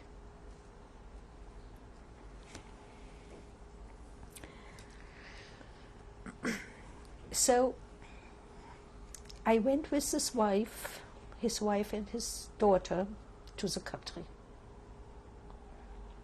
It was a house and a garden. And I only remember that to get there, we had to cross a little stream where a rowboat had to row us over. A man was always there, and he rowed us over. That's all I remember. I helped them in the house, I helped them in the garden. I even was able to send Hilde a package to Bistrai from there, which she got. But I had no correspondence with her after that anymore. And I did not only much, I mean, after in America I heard that she did get that package. I knew nothing. I didn't know anything, and I just stayed there for a while. But it became, I think, very dangerous too, because of their communist leanings and of that I could not, when I wanted to go out, to go to Berlin, I had always to cross that little stream, and the men had to row me over. People would have started to ask, who is she and why is she there? But I was told before, I think it must have been before, or during the time I was with her, of a place, some women who would take me in. And to this place I went. And these women gave me a birth certificate of their niece and said that I should use this name, or at least not always, because the girl was alive. I couldn't use it, but in case something happens.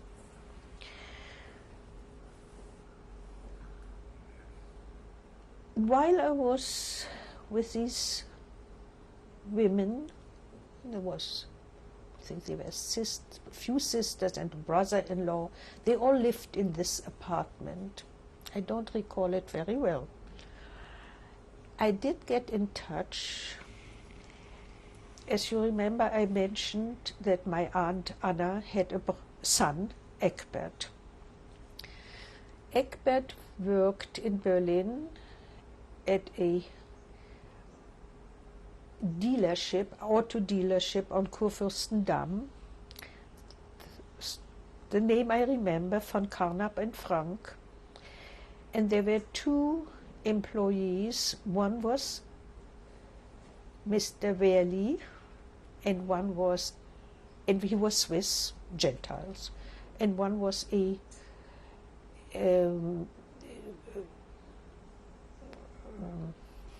from Budapest,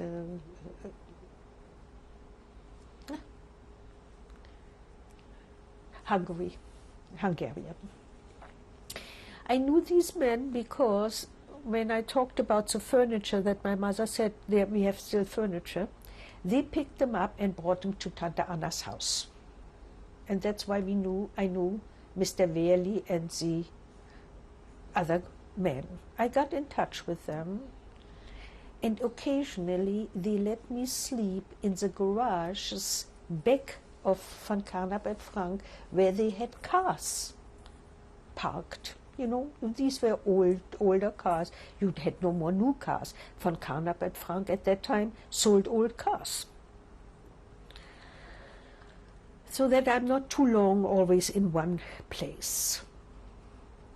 But I always went back to these ladies, till one day the doorbell rang. I was alone. We have to take a break and change tapes. This is tape number 5, interview with Margot Friedlander, May 19th, 1998. Before you continue your story, let me ask you to clarify, excuse me, something. You mentioned being taken to this house outside of, pardon me. You said New York, but Outside of Berlin. excuse me. I don't know exactly where, I really don't know anything where it was. I pushed everything into the background, but of course outside of Berlin, somewhere in distance of maybe an hour. Please go back to. Never went back to this place. Okay, I was now between the home of the sisters and occasionally in the back of the cars. But one day when I was at the sister's house, nobody was home but me. The doorbell rang and the Gestapo came again. And they came in and they asked, I don't know exactly what they wanted to and what they have, who had denounced of what. But I said, I am the niece and my name is so-and-so, and I am just here for the day. My aunts went to visit my mother in the country, and they said, what are you doing? I said, I have a child, and my husband is in the war, and I'm just visiting. And they asked me, when were you born? And it was a blank.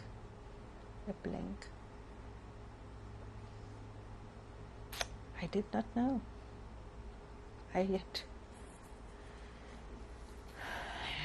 So they said, this was all in the hallway taking place. Well, you answered us all the questions. Don't be nervous. We don't want anything from you. And you know, I took a deep breath and I knew when I was born. And they went into the living room and there was, I remember very, very clearly, in a little bowl, that birth certificate. Because I didn't take it with me. I always left it there. I did not want to have it. Only use it if need be. And they saw it there. Oh, they said, this is, oh yeah, I said, this is, my aunts have this, and I don't know why it's here. They said thank you and went, and I went down the back stairs and never went back to that house. And I went to the garage again.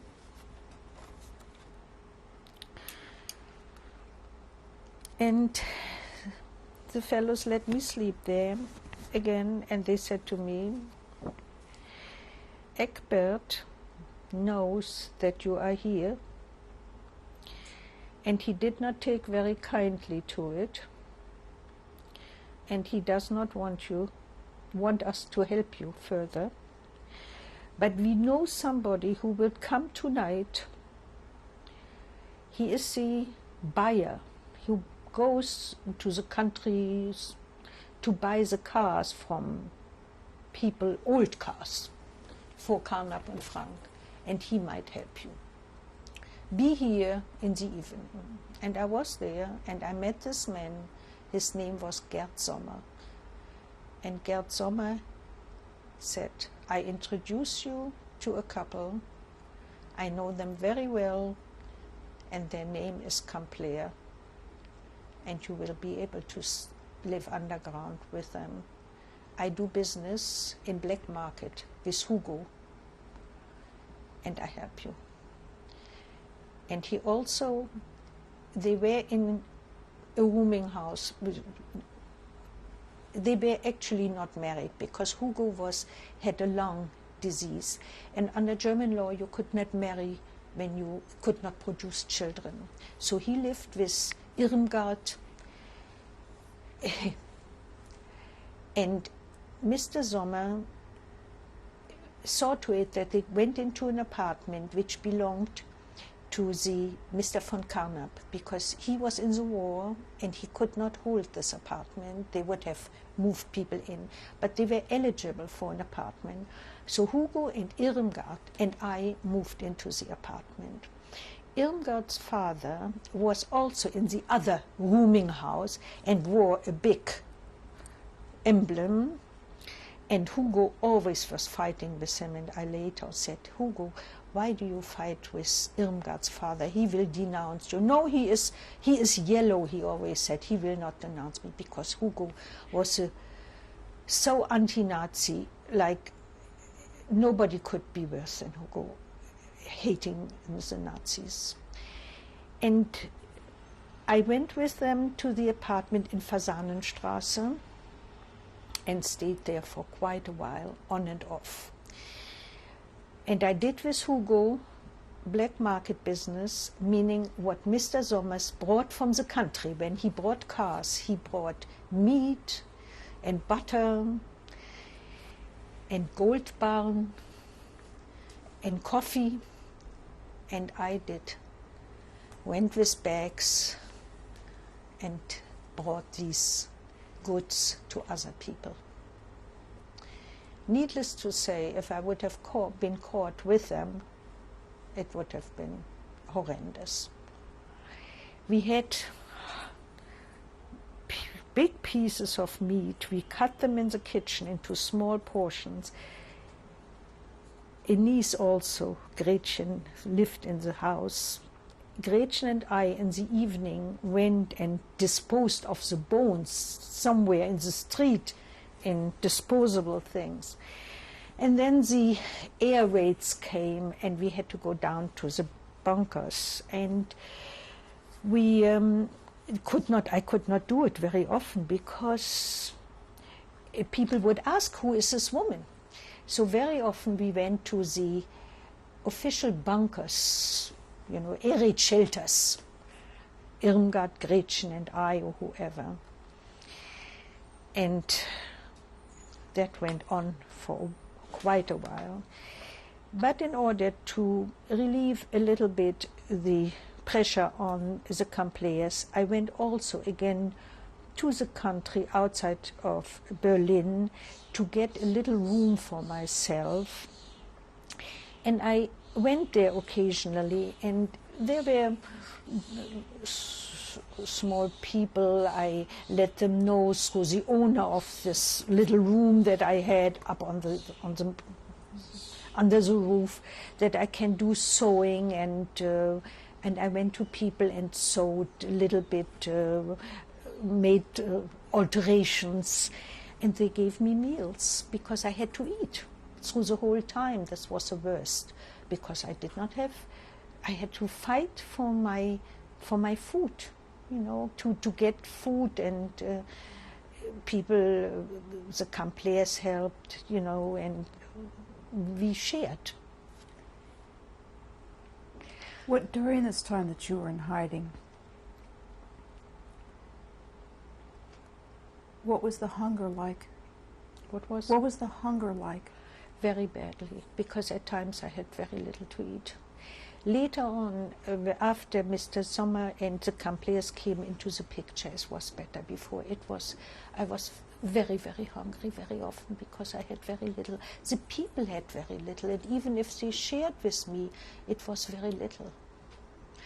They had all ration cards, and there was only so much that they could buy, and it was hardly enough for them, because by now I went underground, it was end of 1943, 44 already, air raids. One air raid, I know I wanted to run with Gretchen, and we were standing in the doorway, and the bombs fell, Stores were burning out, apartments, everything smelled, everything was burning. People were moved out of Berlin into the country. At that time, it might have been possible to move out of Berlin, to go with people, to take different identities, because everything was already quite in a turmoil. But to that point, at one point, Mr. Sommer said, I will take you with me when I go next time to the country to buy. I take you. I will bring you to some farmers. They will take you in.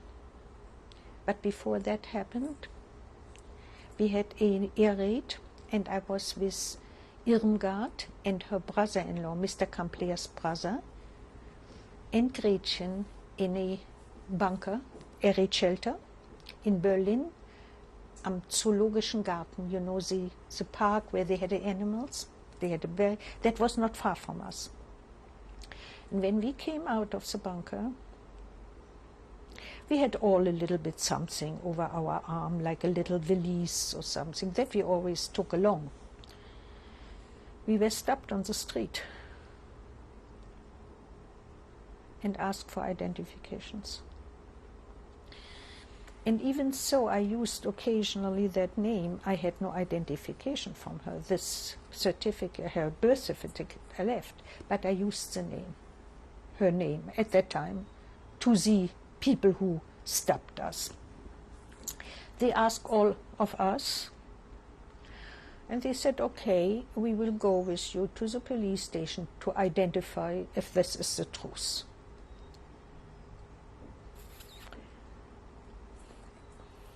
To me, pointing, you.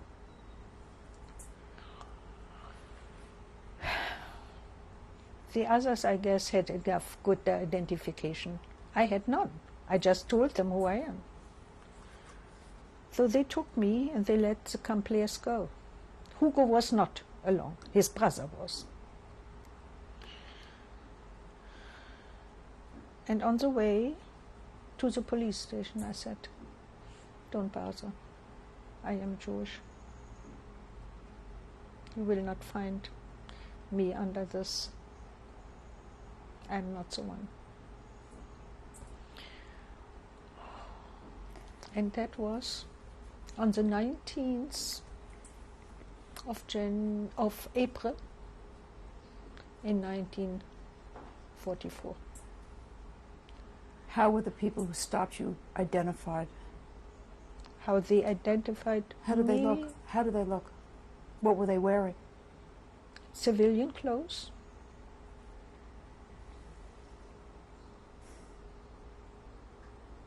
Who were these people? I hate to say it, Jews. What they called them Spitzel. They preyed on Jewish people.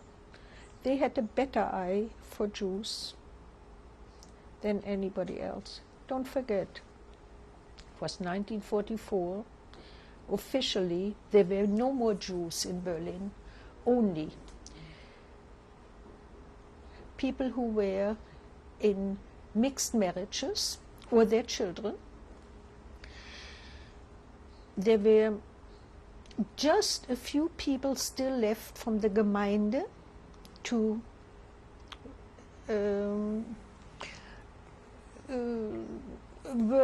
finish the Gemeinde business, so to speak. No more people who worked in factories, nothing. This was long gone. People who were in hiding. Those were the ones who were left. So they took me to the camp, the Auffangslager, was in der Iranischen Straße, where the Jewish hospital was. And when we got there, in the later afternoon, whenever that happened, till we got there, some cars, trucks moved out, and that was, as far as I know, the last transport to Auschwitz at least at the time when I was there, because we were there quite a few weeks, might have even been a month, because there were no Jews. Only when you had a few picked up or so, and they had again to form a transport. Now I was there, I worked there. There was a man who had two or three children. He worked for the Krankenhaus, for the hospital, because that was. And his children were young, little children, and he had no wife. I don't know where the wife was, if she was already taken away, whatever happened. I really don't know. But I cleaned the apartment, I took care of the children, till the day when they formed the transport again, and this next transport was to Theresienstadt. And I was brought to Theresienstadt in that transport. They wanted to empty this. There were not many. I don't know how many. 25 maybe, or 30. It wasn't much. And we were brought to Theresienstadt. How were you taken to Theresienstadt? We went by train, and I almost, if I recollect, it was not cattle cars. I think it was a regular train.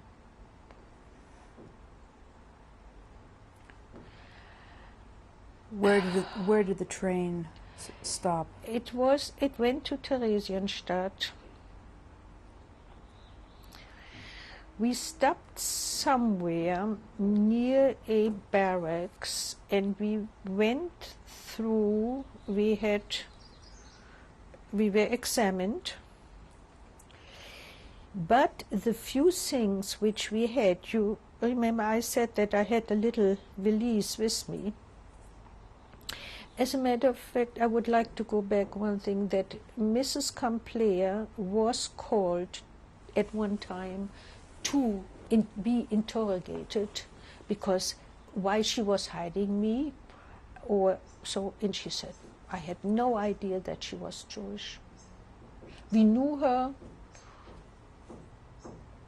met her some months ago, and she happened to be with us in the bunker. I did not hide her, or something like this.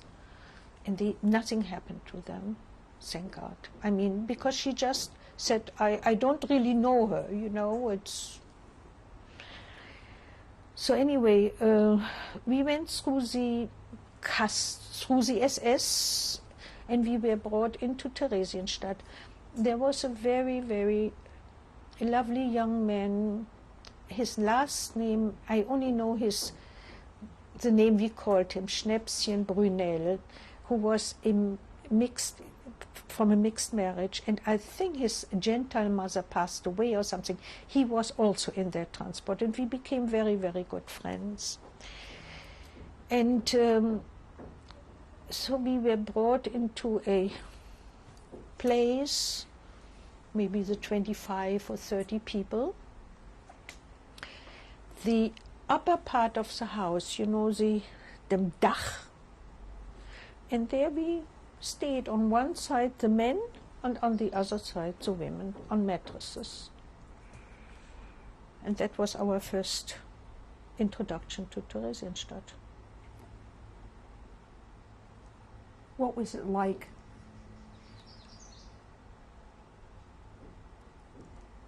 coming out of the darkness, basically, of Berlin, and of being in hiding, and emerging in this densely populated place? I would want to say that I had a form of relief. When I was in hiding, it was always I had to take care of myself. It was only I. When we were together in the concentration camp, it wasn't I anymore. It was we. You did what the others did. You had no identity. Your identity was gone. You did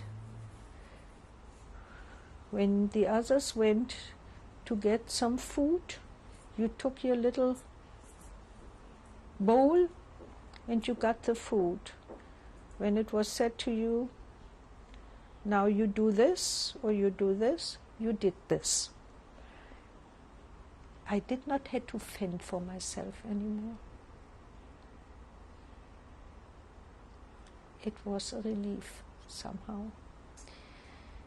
We did not know what was in store for us that much. And you know, we did not know what Theresienstadt was.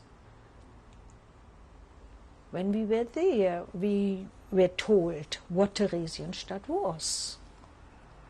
That it was a town at one time, going back to Maria Theresia's time, that the military who were there were all taken out, and the first transport to Theresienstadt were Czech Jews.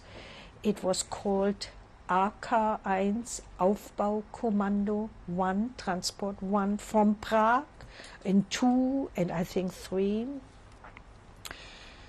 I also met a cousin, second cousin of mine in Theresienstadt with his wife, who were in one of those AK 1 or 2 transports from Prague. He was anyway, because he had immigrated to Czechoslovakia and married a Czech woman. And we all were, then you see people working. You knew that there were Jews who were the organizers, more or less, inside of Theresienstadt. You saw SS, and you saw them going and being there. And I met some people that I knew before. And Mr. Kohn, I knew him from Kulturbund. Actually, he was at the Gemeinde. His wife was at the Kulturbund, and he was very influential in helping my brother to learn a trade. He was in the administration of the internal the Jewish administration of Theresienstadt, because Theresienstadt had more or less inside a Jewish administration. And he said to me, I want you to go and work at a little place that they have here. They sew dresses for the Kommandantur, for the SS, and their wives and their employees, which I did. So we were all taken into work commandos of the various kinds. I worked at this little place, and I saw some women coming into us. We took measurements, and they brought us fabrics, and we could sew dresses for them. And we must have been 4 or 5 girls. And the woman who was in charge, she was a dressmaker. They were all Czechs. All Czech people. I was the only German. And we lived in these barracks. We also had other duties, because we did not work we worked maybe 8 hours, and we also had to clean the barracks or cleaned. There was an old age, there were old people who lived in rooms, and we had to clean those. And so everybody had certain obligations that we had to do this. I mean, it was said, when you come from there at 5 o'clock, you work still till 8 or whatever. In the meantime, we had to get some food. The kitchens, these were big kitchens that cooked in huge kettles, army kettles, the food. And if we were not able to eat our food or get our food at a certain time, there were places where they you know, we stood in long lines, and we had one pot, and they gave us maybe 2 potatoes and some gravy on top.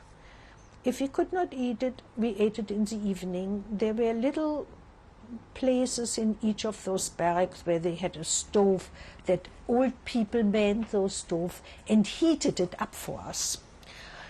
The potatoes were mostly rotten, blue or so, frozen. It was then, this 44, 45, was that very cold winter. But before that already, much before, they started a glimmer production.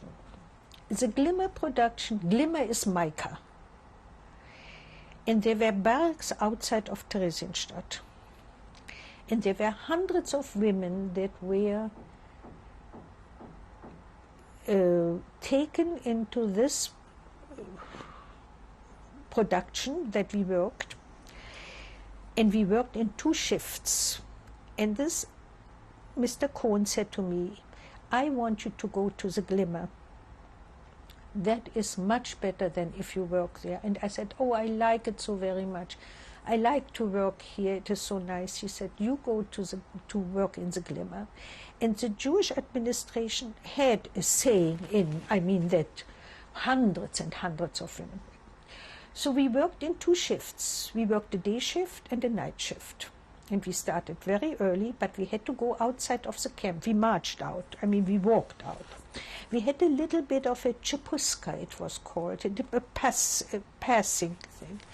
And we had to pass through a gendarmes, a house, you know, that manned us and looked at and then we went out to these things. So we were sitting in long rows of tables, with one woman next to the other. We had a box in front of us that had compartments, a large compartment and a few small compartments. The blocks were that maybe in size, and the knife that we split the mica was like a long knife, pointed, thin, and you split that mica off. And as big as you get your pieces of mica, you put them in the various compartments. The biggest compartment was for the larger pieces, and then smaller, smaller, smaller. Next to me sat a woman who was very nice, an elderly lady. Her name was Eva Weissmann, and she was the most unhandy person in the whole world. She had 2 left hands. And I did split mica for myself and helped Miss Weissmann also. She was from Berlin. She was from the Jüdischen Gemeinde.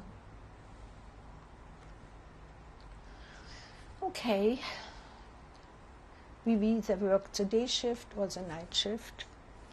One morning, I must have overslept. And when I walked out for my day shift, I was late. And the pass was taken off for me when I went through the controls. And I came in and I sat down and I worked, and a couple of hours later I was called into the office, and there was the SS sitting. And he laced it into me like, you were late, and you are in the next transport, and you were this, and how dare you, and that went on and on and on. I was devastated, shaking in my boots. And at the end, he had a book in front of him. He said to me, if you wouldn't be such a good glimmerin, we would do differently with you. And lo and behold, that saved me, that I was a very good glimmerin. We're going to pause and change tapes now. This is tape number 6, interview with Margot Friedlander, May 19th, 1998.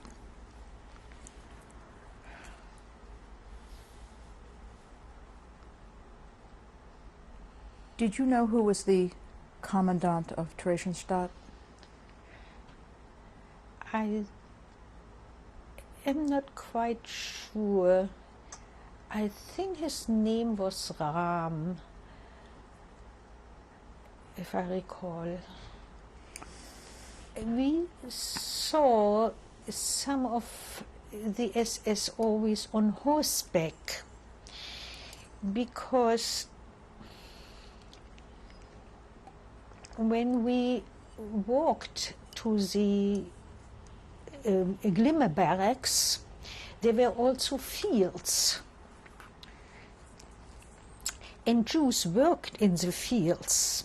In Theresienstadt, you know, this was a countryside, in the middle. There were hills. And you saw occasionally the SS riding on horses on the hills, in distances, observing what the people did. You know, there were many activities that were done in Theresienstadt. Everything was done by human beings. If it was that you were buried people and you took them out of the camp, it was on wagons that were flat, big wagons, and they were pushed from the back and pulled in the front. Anything, also food brought to the various places where they dispensed with them, were brought in big kettles to the various places, because you only had a few kitchens. So they put them in big kettles, the food, and those men pushed those carts with the big barrels of the soup or so. It was a black coffee in the morning, which was not coffee, of course, it was made from some corn or something. The main meal was at lunchtime. This was, like I said, a couple of potatoes with some gravy. The highlight of the feeding thing was called, it was Czechoslovakia, don't forget, Buchten, which was a Czech name for a piece of, it was almost like a cake, a yeast dough, made out of a yeast dough, and you got a little bit of, it was like a chocolate sauce over it, which was made out of coffee ersatz, meaning also something, you know, with a little bit of sugar in. That was a highlight. If we had that maybe every 2 or 3 months, I mean, I had it a few times in the year while I was there, it was great. We did get a few things every few days. We got a few ounces in a little bag of sugar, a little package of margarine, and twice or 3 times a week a little piece of bread.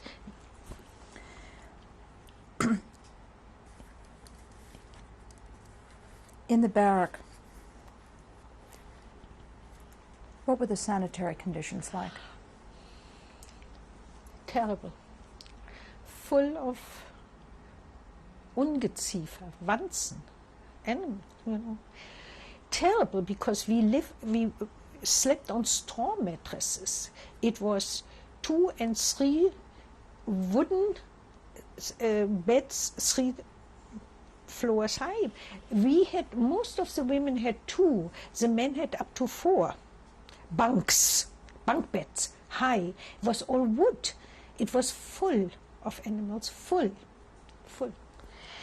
We had nothing. The bed, the mattress, Theresienstadt, don't forget, Czech Jews came and things were not taken away in Theresienstadt. So many people had also a little bit of a sheet or a pillowcase or a blanket or a duvet, because Theresienstadt was like that. But Theresienstadt was like a, you don't know what to call Theresienstadt. You can have many names for Theresienstadt. But it was an in and an out, and an in and an out. People came and they were there for a couple of months, and then they were sent away. What did you know about their ultimate destination? I did not know till September, October of 1944. Those were, they practically emptied Theresienstadt. They had transports practically every day of Jews, and they were put into cattle cars, and the cars stopped in front of one of the barracks, and there was ein Hof. You went from Hof, von dem big, in the middle of the big barrack, and the train was standing outside. They went into the train, and they were taken away. My cousin, the one I met, came, his wife, an aunt and uncle, my mother's cousin.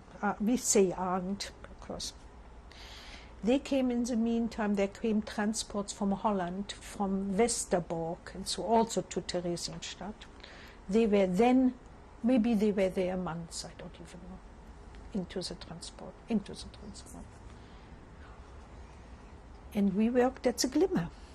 And all the women who worked at the Glimmer, maybe a few who were not good Glimmers, but I would not know. As far as I know, everyone who worked at the Glimmer was protected. Theresienstadt, after the transports of September, October, were eine Totenstadt. It was like dead. There were so few peoples left. Unbelievable. It was very quiet. Life went on. We worked. Nothing had changed as far as we are concerned. But it was horrendous. You really felt a deep depression of being suddenly more or less alone. Your friends had gone, your acquaintances. Friends? No, acquaintances.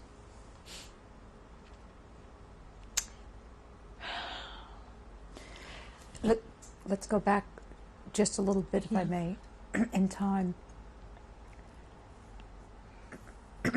It's important to learn your recollections of the visits of the Red Cross in July 44.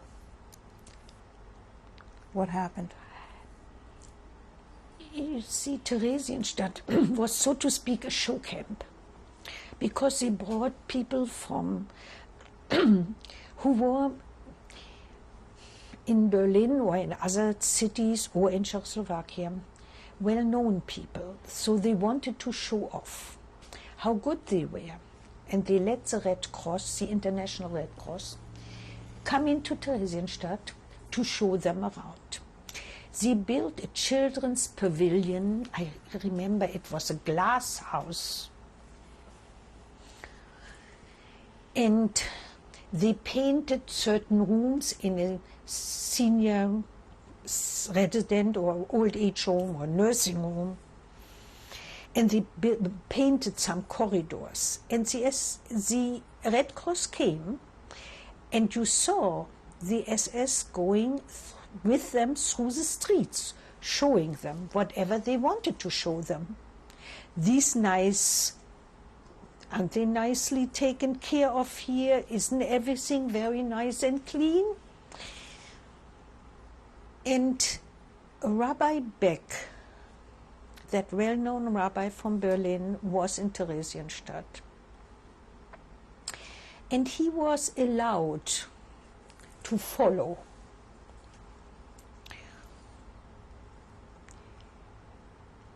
When they left, needless to say that this little pavilion for the children was never used by children.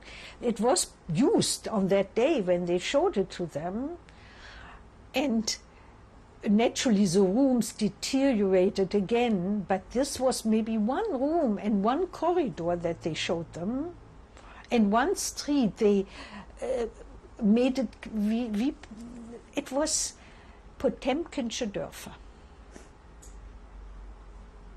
That's all I can say. But if I go on in time, after the transports, that they came away, I would think that there maybe occasionally came still some Jews from Czechoslovakia who lost the Christian part also to Theresienstadt, but this was minimal. In December of 1944, a transport was put together, and it was said that this transport would go to Switzerland. We did not believe in it. I must also say that this Heinz Kohn was in one of the last transports in October away from Theresienstadt. He was also. And many Jewish people who were the Selbstverwaltung, the administration, the Jewish self-administration, were at the end sent away.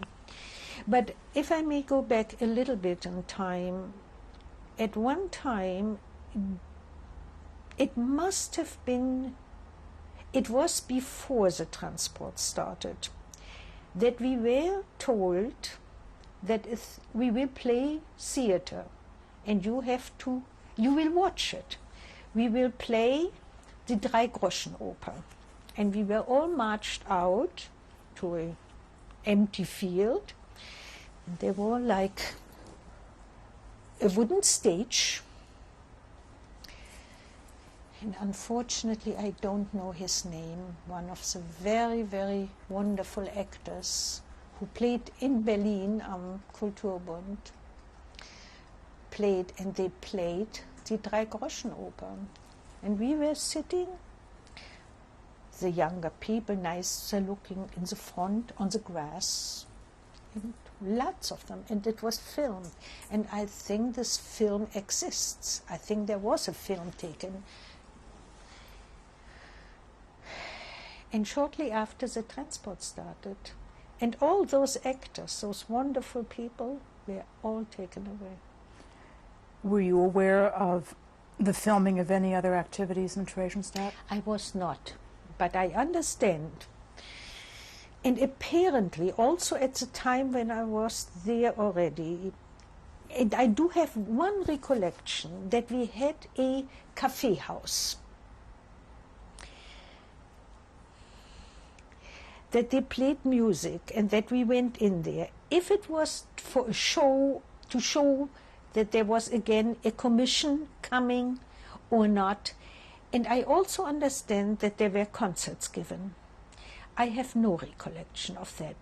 But vaguely I have a recollection of that cafe house, that I must have been there once or so. I do not recollect why, or if I was taken to it or said I should go for filming reasons or not. Possibly.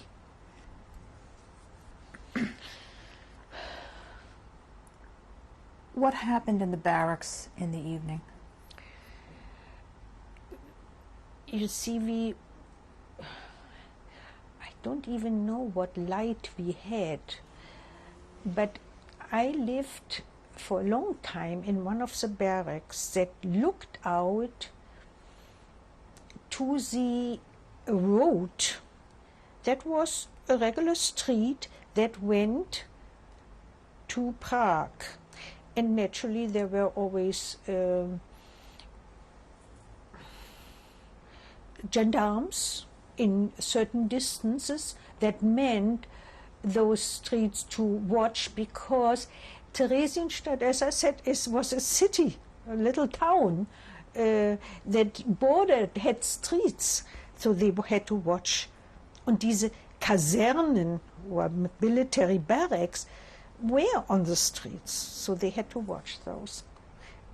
Later on I will say, because was a street where the Russians came to for liberation, on that street. Anyhow, we had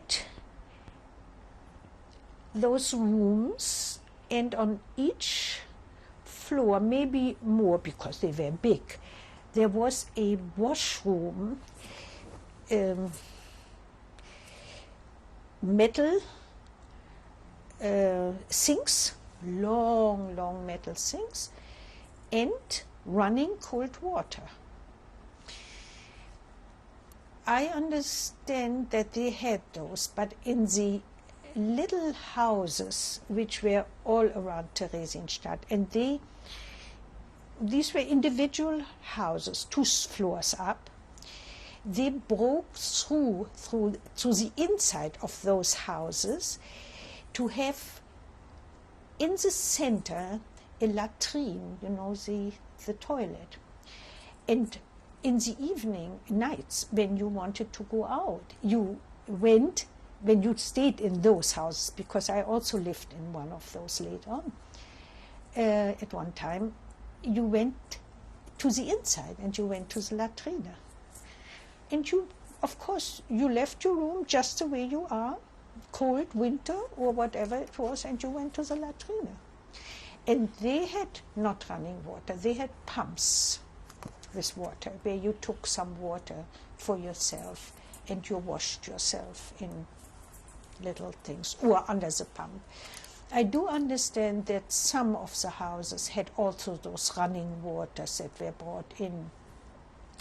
And I also understand that those pumps were at the very beginning very had bad that the people got sick from drinking this water.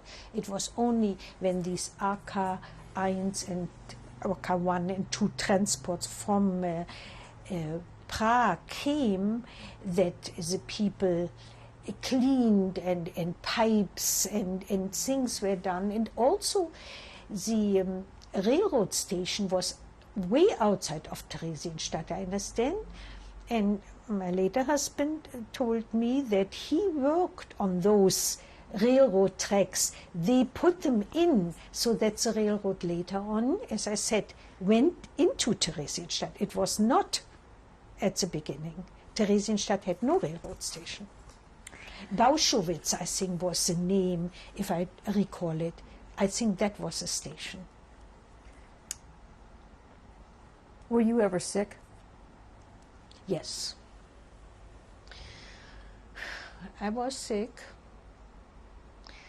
and I went to the doctors. I had, I don't know what you call these glands swell to the inside, and we had nothing, so they pressed them out by, with some kind of a thing, very crudely and very, it hurt terribly, and you just had a metal thing and pen in front of you, and when he pressed this out, to do the pus, to open it so the pus comes out, you just spit it out and you rinsed your mouth with water, and that was that. It was very painful, and since we had so very little food and were so undernourished, these things were very often came, boils and these infections came. I will say later I also was ill, and I had They were worried that I had encephalitis, and I was in the hospital in 45 already, in a for 1 month approximately, in a station that was isolated, yes, an isolation station. We had no medication, they just checked us temperatures, and so if I ever had it or whatever it was, I don't know. That was in 45 already.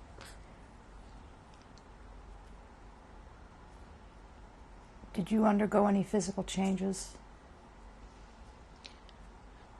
Well, if I may say, my period had stopped totally.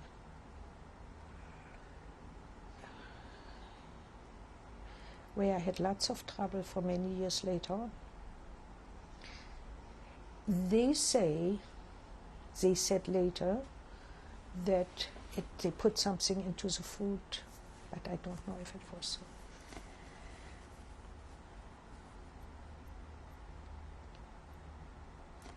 Were babies born in Theresienstadt? I have no recollection of it. I understand, yes. I know also, which I heard much later, that my cousin who came from Prague with his Czech wife had born a child in Theresienstadt that died. It was not at the time when I was there. It must have been much before.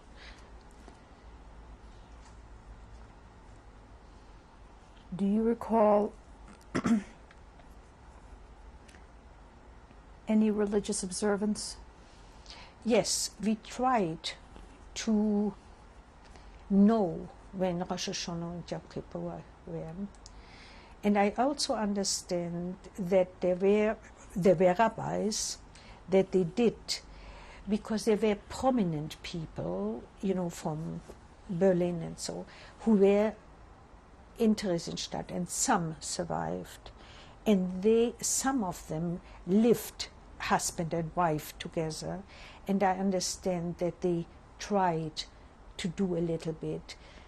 I tried when I knew that there was a holiday. I must say that I even tried not to eat on Yom Kippur.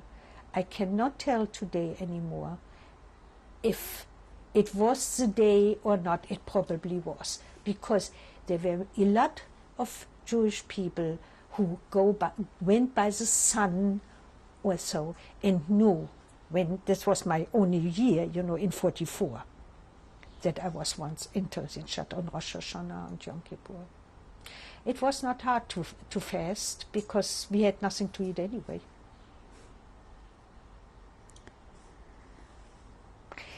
And as far as Shabbat is concerned, no, there was nothing. We had no candles or anything. Did people say prayers? Did people say prayers? I would think so. I would think yes. I cannot tell you how many did.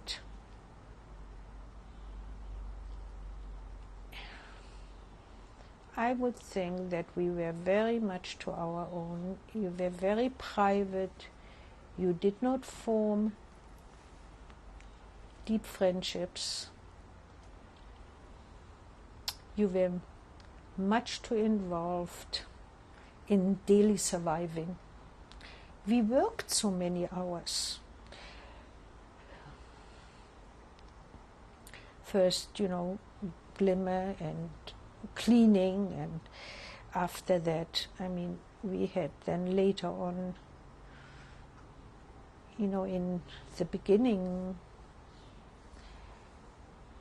I don't even know when, it must have been in January, February, March, maybe February, the transport started to come, people who were on the marches from Auschwitz and Bergen-Belsen,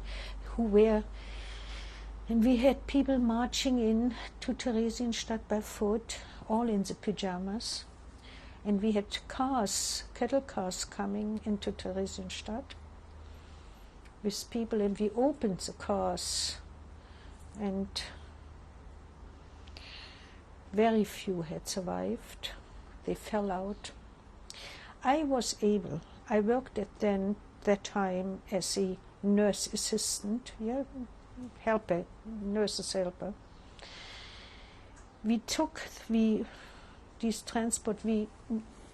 greeted those transports. I was able to carry men on my arm.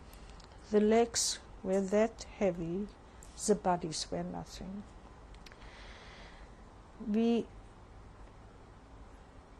were on a certain plateau where the marchers came in, and at one time somebody pulled my arm and he said, Margot, Margot, don't you know me anymore?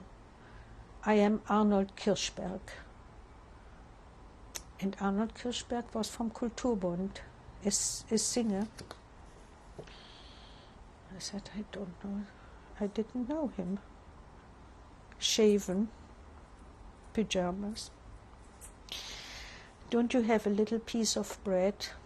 I said, Arnold, I have nothing, but I will get something. So I went around and saw if I could get some bread for him, and by the time I came with a little piece of bread, they had them in groups and marched them from the plateau to houses to bring them into shelters. And Arnold had gone. I could never give him the bread. We took them into shelters, into the barracks, and we wanted to bring them into these rooms where we had the sinks. They wouldn't go. They screamed because they thought it were showers. So we washed them by hand, with little pails. And we put them on straw mattresses, and I will never forget one evening, probably one of the first evenings, we walked from person to person and they cried so bitterly, help me, help me. They were in pain, and we also did something. We gave them something to eat. We gave them sugar a little bit and margarine, what we had. And they could not take that. The stomach could not take that. They got the worst diarrhea. We had no idea what to do with these people. Still, Theresienstadt we had not much to eat, but it was a normal life. We were not on a march. So they were so sick, one after another, on the top of the building. It was horrendous. They cried and cried. I don't know how many died still. We couldn't do anything. We had no medicines. We just could comfort them. That's all. Days later, Arnold Kirschberg found me, but I must go back a little bit in time, because the end of January, or the very first days of February, a transport came back to Theresienstadt of approximately 200 men and some women. And this young fellow that I mentioned that was in my transport, Schnäpschen Brunel, was taken away from Theresienstadt at one time, and it was said that he comes to a camp near Berlin. It is in Eichmann project.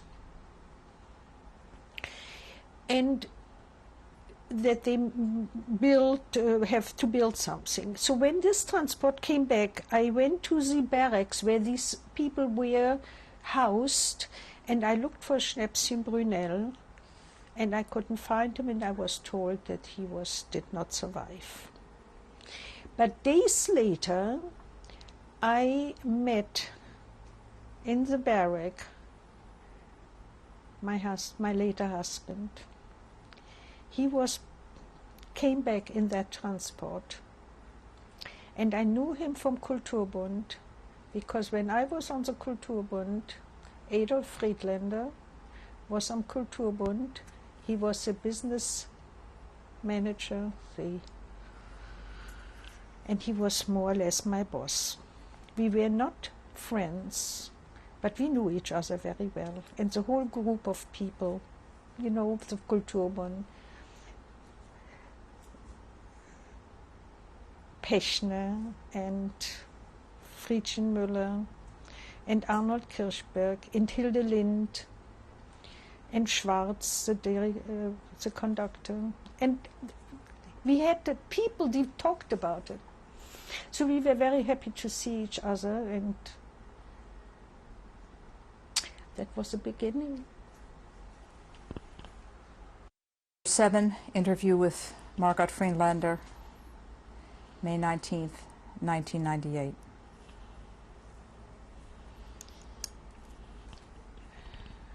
I met Adolf,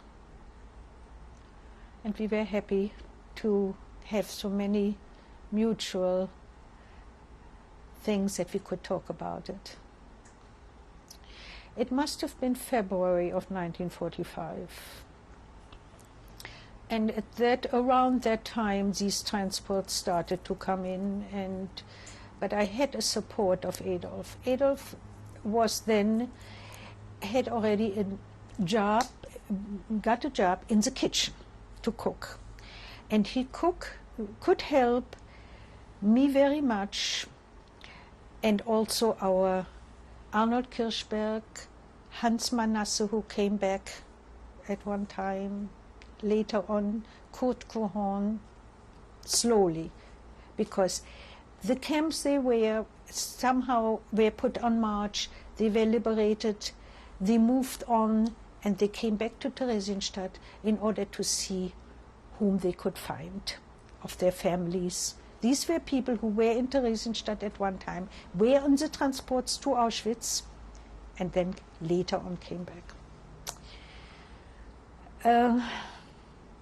I recall very, very vividly one morning, Adolf went to the kitchen to prepare the dough for the wonderful Buchten, and this was a yeast dough, and he stole a piece of dough and brought it to my place where I lived and put it into a little bowl onto the little table.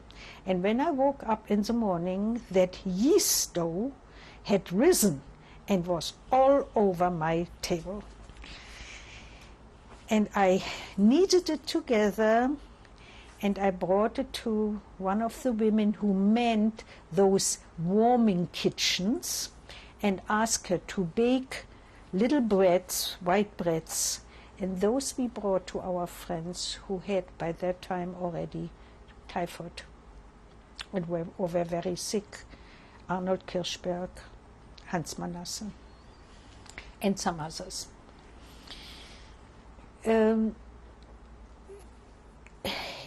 that period, I don't know exactly, after probably or shortly, within that period, I took sick and I was taken to the hospital. They had thought that I might have encephalitis. And we were in isolation, but Adolf managed very often to visit me, but that was not visiting, coming in. I went to the toilet and looked out of the window, and it was not too far off the ground, and he was standing downstairs, and we could talk. And also that I looked out of a window and we waved to each other. But I did come out all right, I hope. And nothing much happened. We could not have treatments, but we were taking temperature, and we were said to walk, if we walk straight or move over or holding hands, If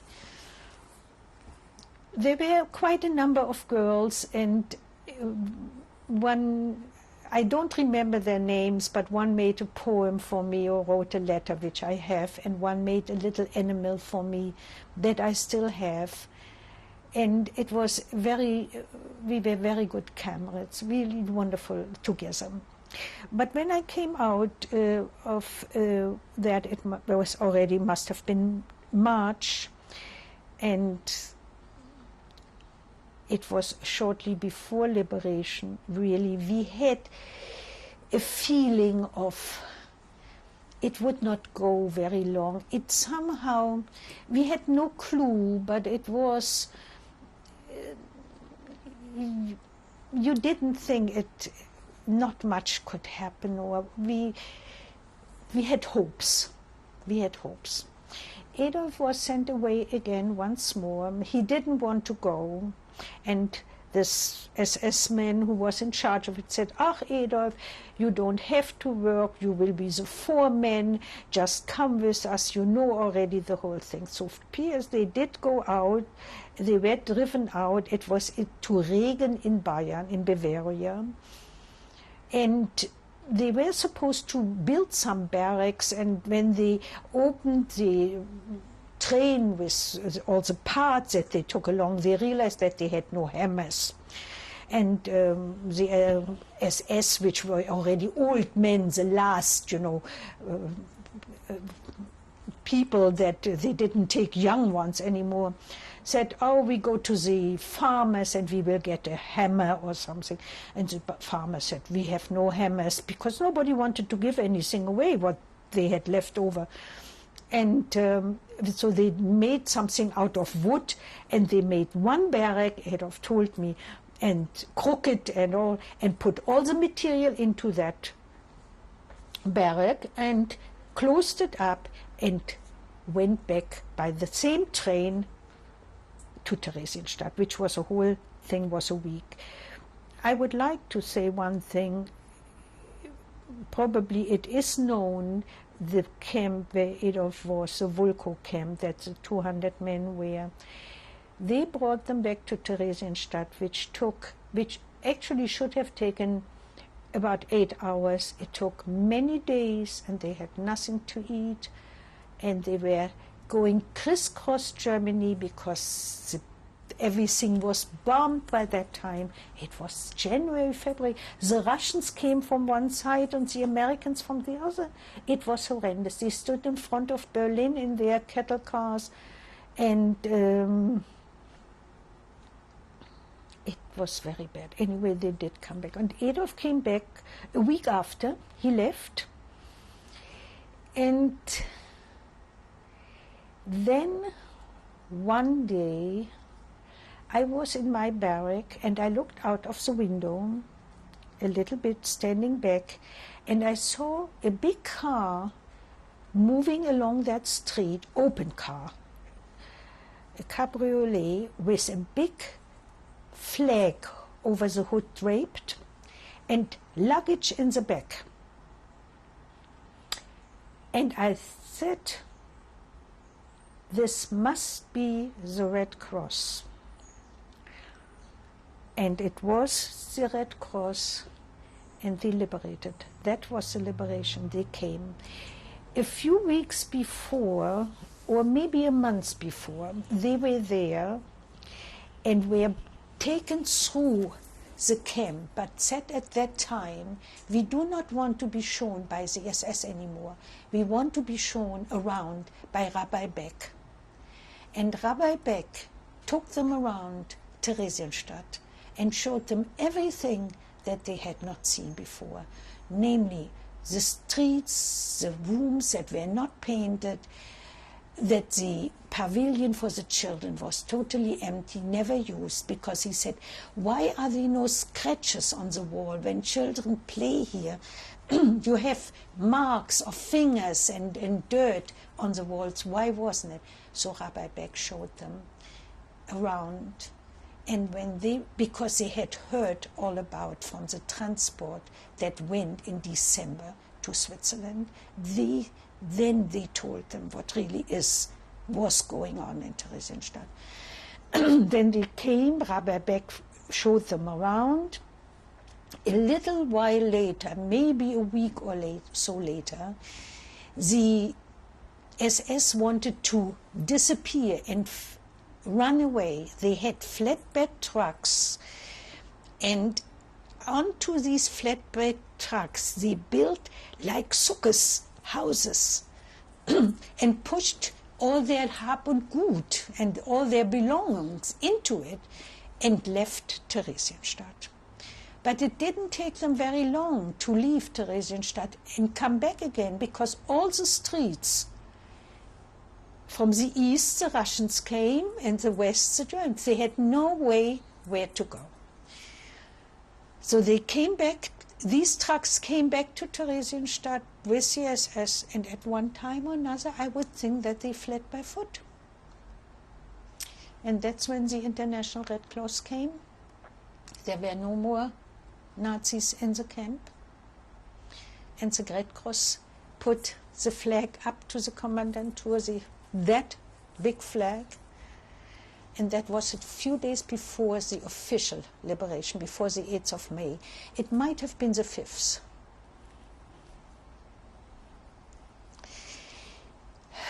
What did the Red Cross find? A tremendous illness of typhoid. From all the transports and the people who came from the marches to Theresienstadt brought a horrendous illness to us. And the lice and that we had caught up, the dirt, the latrines, the smell, the devastation, the no food, the total. It was horrendous, horrendous. And when the Russians came, the Russians did not first come into Theresienstadt, but brought their officers to the Kommandantur, to the Red Cross, who were the one who were liberating us really a few days before. And then that was a day we were standing, when you wanted to walk outside to work, in work groups outside of Theresienstadt, there were big,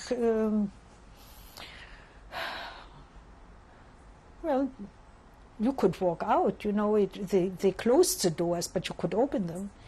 And we stood at these doors, and the Russians came in their trucks, a raggedy army, not two had the same uniform or no uniforms or caps or whatever on. They were standing on these trucks, passing Theresienstadt, waving to us. It was such a jubilation. It was unreal. I was standing with Adolf. He was holding my hand. It was horrendous. We were all so overcome. We did not know what to say. We were already liberated for a few days. But I think the realization, when these troops came and waved, and they had very little. They threw us some cigarettes or maybe a little bit of chocolate, whoever caught it. I don't know if I ever forget what went on in us, that it was finally over.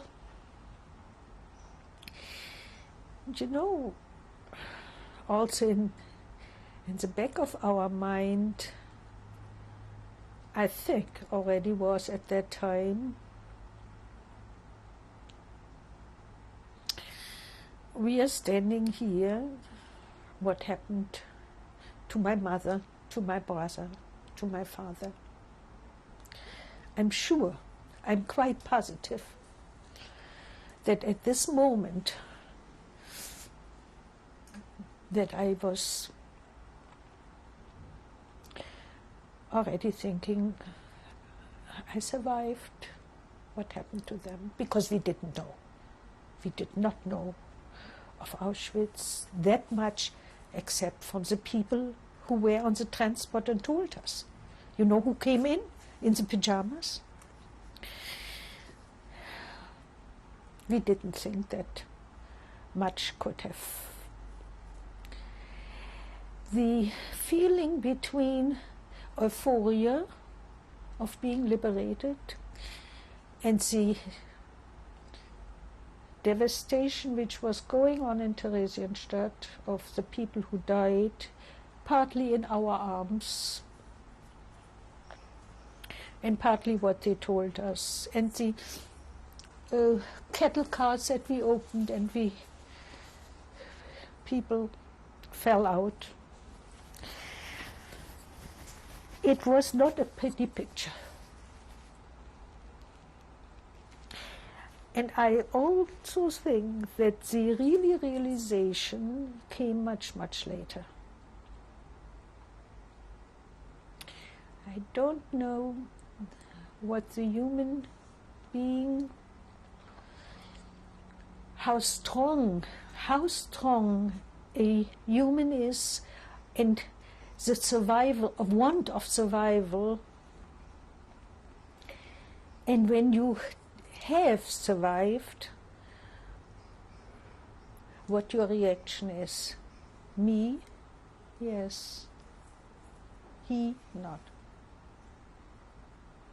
Very hard to describe. I don't know.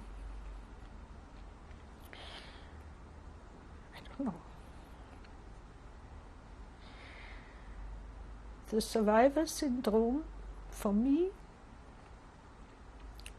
why didn't I go with my mother, will always be with me.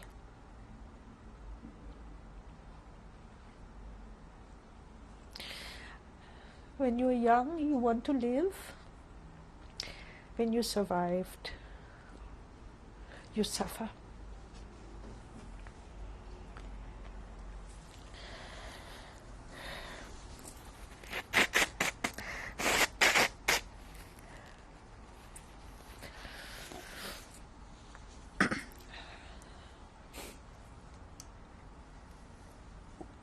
Where was medical assistance, and by whom was that medical assistance provided to you? The Russians brought doctors and nurses in. They took all the mattresses of straw and threw them out of the houses and into the thing and burned everything. They worked day and night. They worked unbelievably hard. They asked of us also to work, and we worked very hard. But it was nothing. They brought Germans in from the whole area, people that they had caught, and they put the Hakenkreuz in the back of their clothes, whatever they wore, and they had to scrub the streets, and they had to push those carts that Jewish people, you know, from the kitchens. They allowed us really to do anything with them, but I must truthfully say I do not know any incident really that, except maybe we gave them a push of some kind. Should I say that maybe Jews are have not that frame of mind that they can,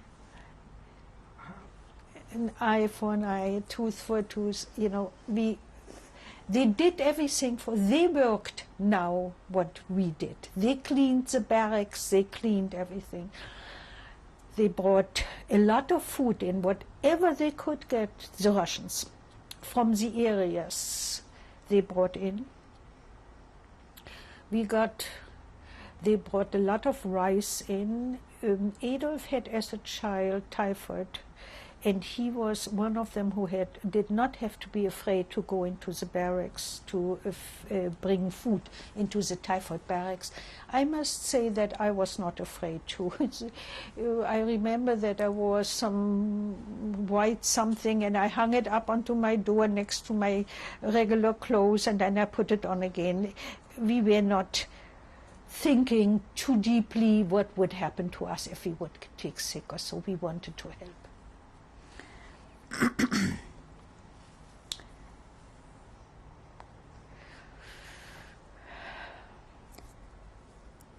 What is your first recollection of sleeping in a bed with sheets and of having your privacy again? That took a long time because we got engaged, Adolf and I, on the 19th of May in 1945. I remember very clearly that we were sitting on a bench in the then free part for us, which was, outside, a little outside of Theresienstadt. And Adolf gave me this ring, which he wore, that was his father's ring. In Theresienstadt and then Wulkow, they did not take wedding bands away.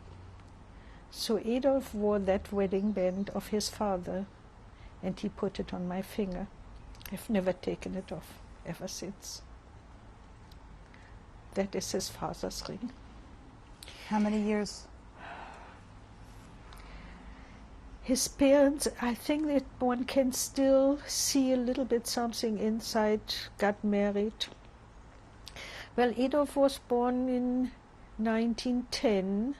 His sister was, I think, born in 1906. His parents must have been born in the early 1904 or something. That's how old this ring is. And how long has that ring been on your finger? How many years now? On my fingers,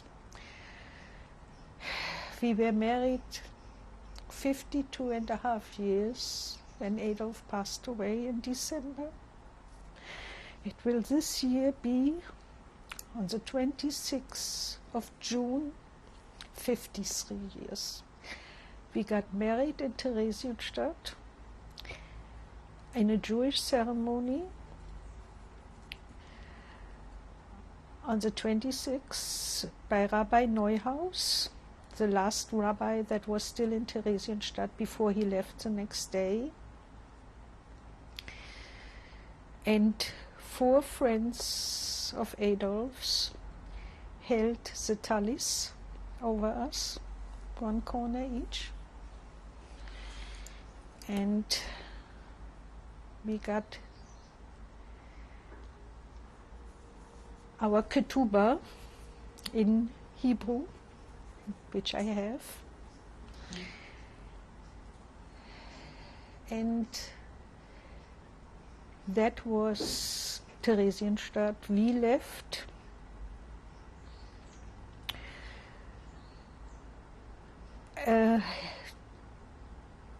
probably on the 12th of July.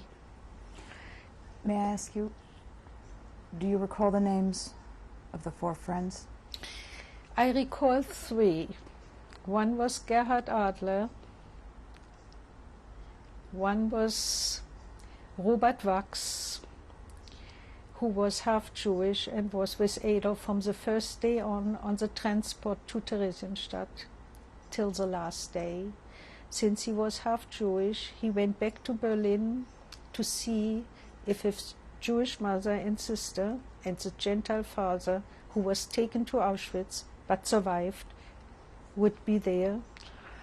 The third one was a Mr. Liebrecht, who was later on, I think, consul, German consul. He was an elderly man. He survived in Theresienstadt. I don't know who the 4th was. We were all through the years in touch with Robert Wachs and saw him many, many times. Unfortunately, he passed away. He was my age. He was very young. He was very good to Adolf.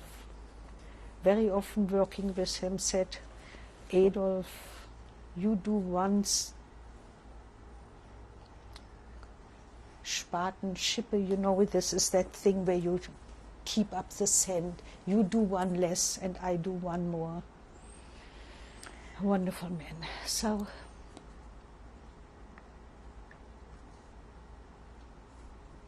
Where did you go? after Theresienstadt was slowly emptied. The first ones who left Theresienstadt, there were buses sent from from Denmark, and the Jewish people from Denmark who all survived in Theresienstadt were taken home to Denmark.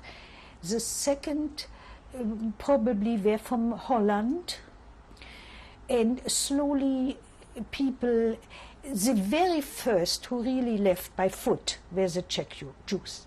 They walked out the minute of the liberation. They walked with the Russian soldiers, with the thing. They walked home to Prague.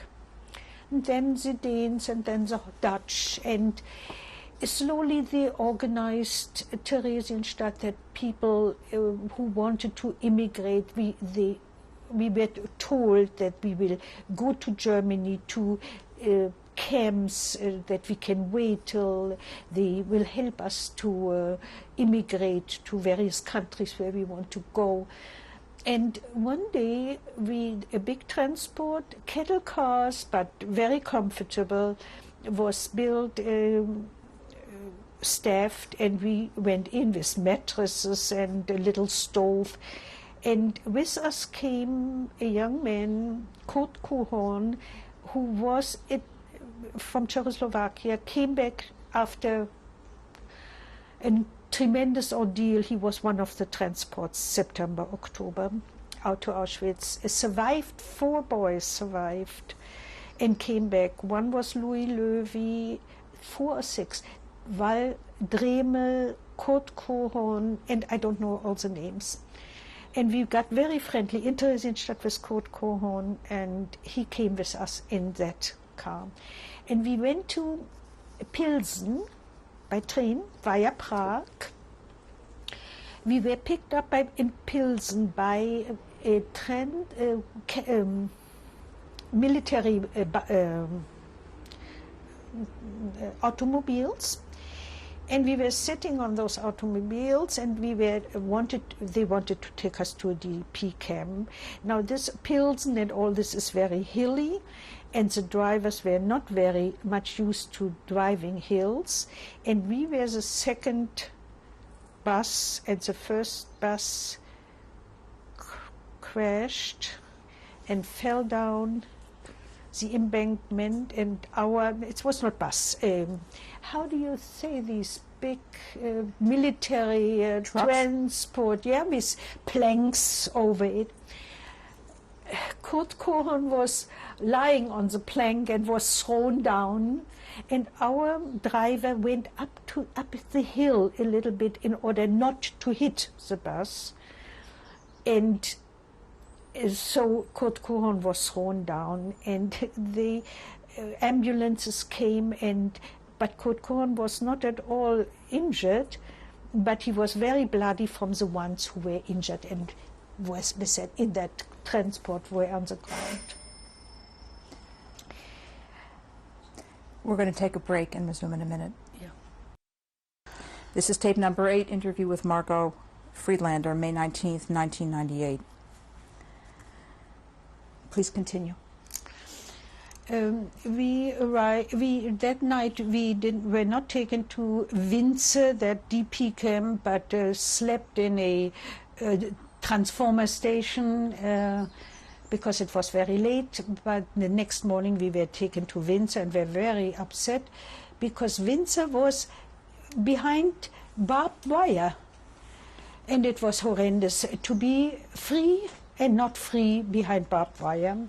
But there were some people, Louis Löwy and so on, who were very influential to talk to authorities, and I would think probably after 2 or 3 days we were taken out of Winze.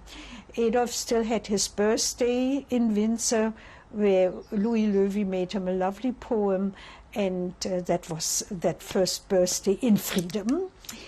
We came to Deggendorf, and that was a were barracks from officers' barracks at one time. We were very well housed. Since we were married, we had a Jewish ceremony only. Before, we could stay together. We were housed in a very nice little room next to the administration offices on the practically ground floor. And Adolf involved himself very, very practically right away to do things for Deggendorf, for the camp, for the UNRWA, and so did I at later stage. We were then free. We could go out, we could walk out, we started to make friends. In Deggendorf, young people came from different camps. People came and people left to look for family members. Germany was in a turmoil because everybody was somehow on the move. After the war, many things were, cities destroyed and so on. And when the people slowly came out of the various camps, not that they necessarily, if they were not brought to Deggendorf, but to camps in Regensdorf or somewhere, they still came to look whom they could find. Do you recall any Zionist activities in the camp? No, I don't. No. Did you and Adolf talk about going to Palestine? No.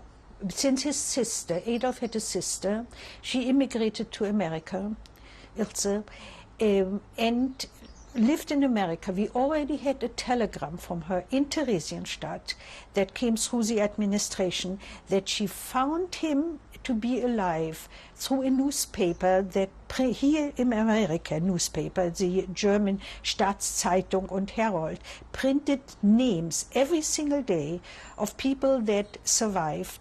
And Ilse found his name, and she got a telegram to him that she told him, I'm happy you are married, I am married too, my name is so-and-so, and please try to get in touch with me. So there was no question for us, of course, to come to America, since he had his sister.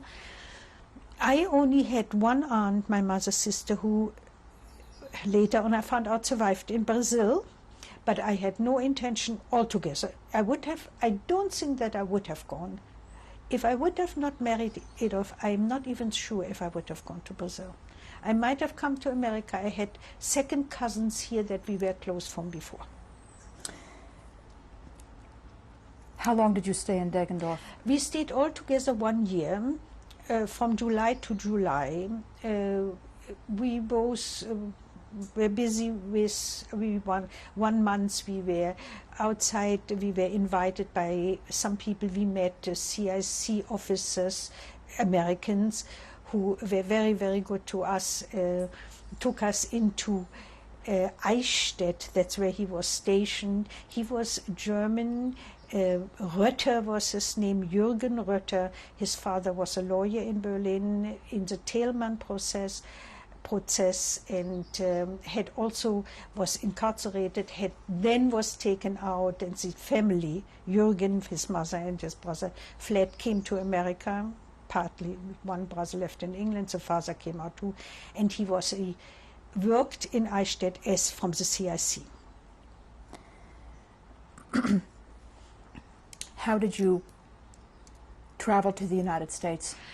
We were at one time called to Munich to come to the consulates when they opened again in '46. Slowly consulates opened.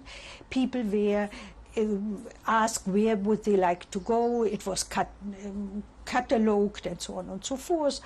And we said we want to go to America. So when the consulate opened again and there were military doctors in Munich, they examined us. We also went through some interviews and were put on the lists. At one time in Deggendorf, we went back to Deggendorf. And one time in Deggendorf, Kurt Kohorn came, who was also working for the DPs, came and said, Margot, Adolf, there is a transport ship going to America, and there's still room. I registered you. Let's quickly pack and let's go. And we were on that marine purge to America and arrived here. We think it was the 28th or the 26th of July 1946.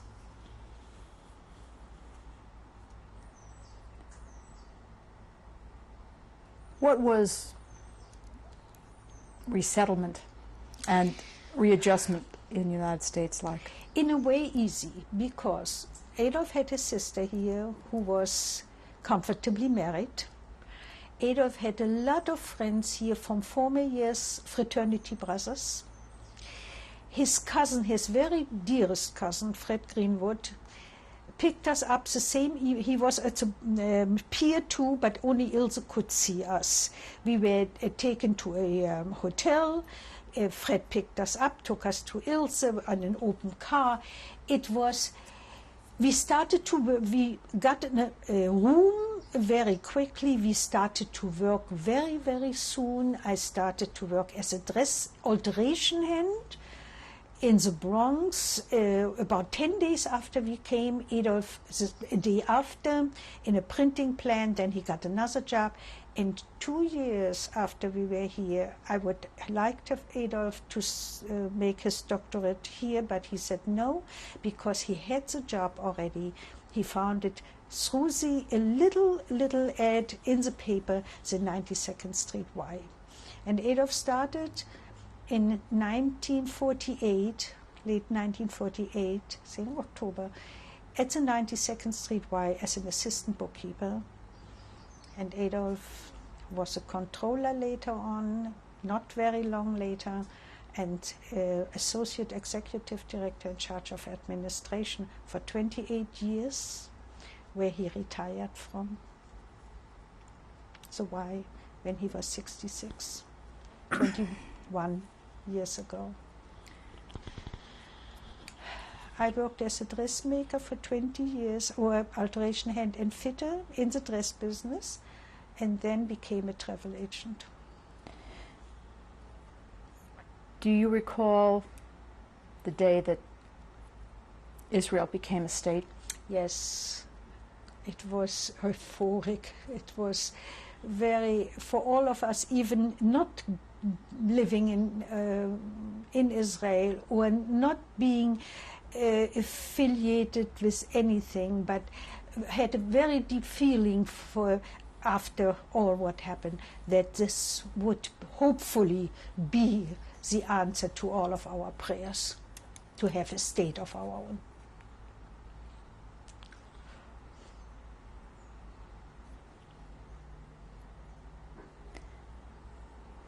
What was your reaction to this country and what it did and didn't do for the Jews?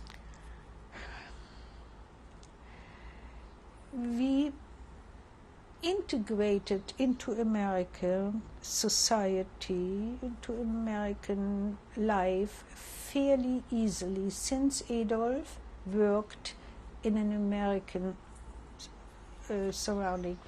I must say that we did have, most of our friends were refugees, but through the Y we were very, very friendly with many, many people. There were lovely parties and occasion that we invited each other. So at that time, I would say we were friends.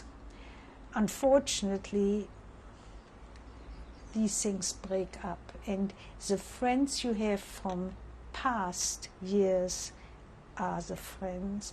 So in a way, you still live a little bit in your own ghetto somehow. We have still friends from way back of Adolf's youth fraternity that I am very, very close to up to these days.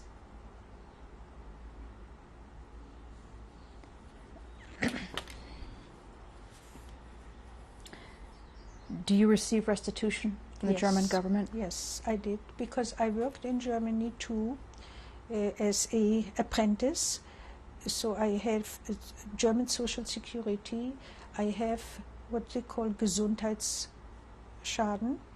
So did Adolf. Adolf had also Social Security, and Adolf, since he was at the Jewish institution in Berlin, Kulturbund in Jüdische Gemeinde, he has a pension.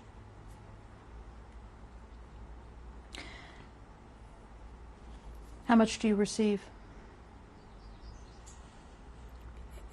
Now, it might be, it depends on the dollar, how the dollar is, but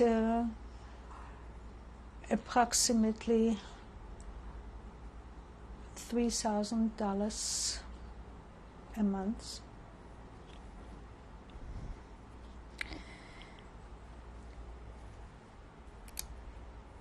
What was your reaction to the Eichmann trial?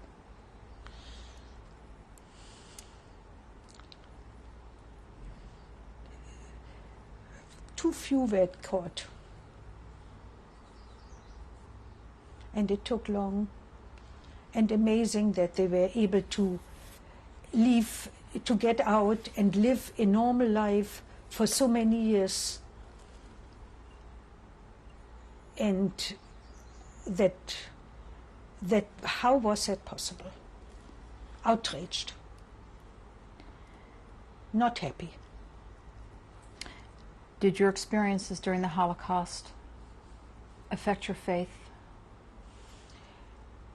No, I was definitely always sure that I am Jewish, that I'm very deep down Jewish, and that if I ever survive, will always be Jewish. I lived in a total Gentile society for this year and a quarter, where many people did not know that I was Jewish. Some did, of course, but some did not. I had to hide it that I am, but inside, no way. I was too deeply ill.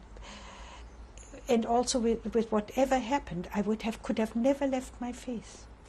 Never. Do you dream about the Holocaust? Yes, unfortunately, yes. And not as much of the Holocaust as what happened to my parents. How did they die? What happened to them?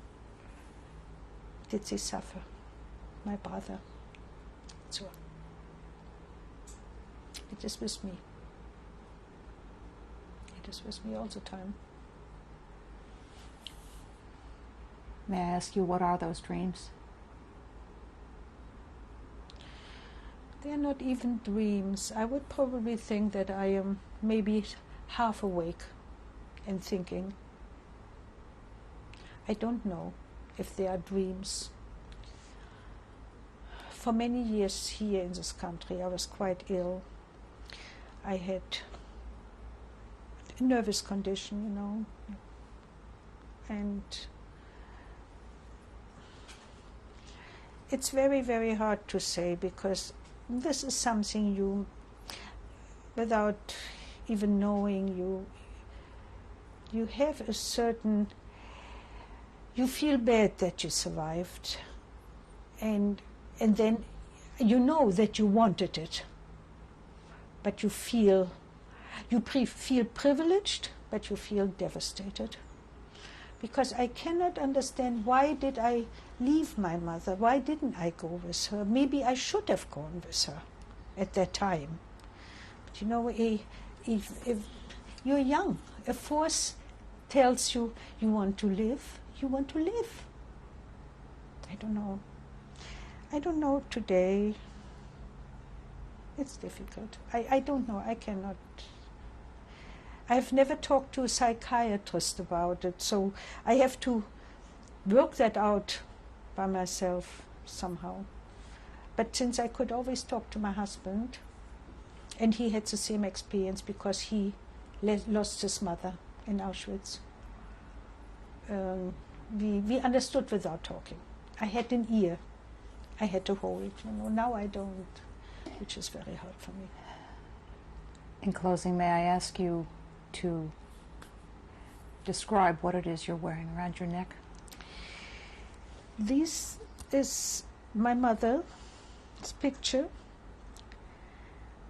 A picture of my father, my mother, my brother, and I when we were very young.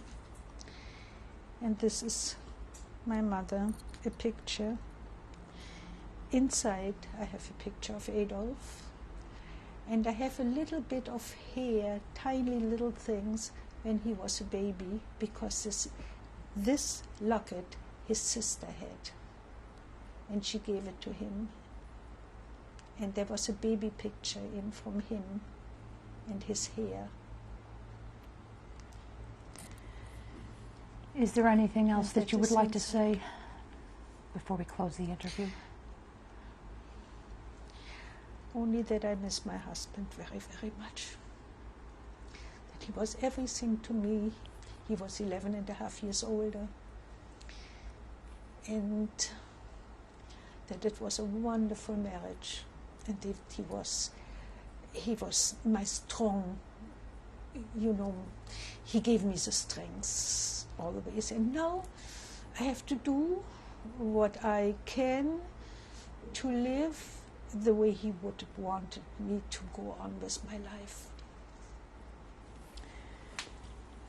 Thank you very much for giving us the opportunity of hearing your story.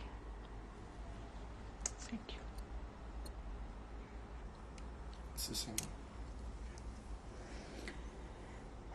Margot, would you please introduce the gentleman sitting next to you? Henry is a brother of Gerhard Adler and the son of Mr. Adler. Mr. Adler was very influential in Berlin in seeing to that Adolf comes to Theresienstadt. I did not know Henry, neither did I know Mr. Adler nor Gerhard till after the transport came back from Vulko with Adolf and Gerhard.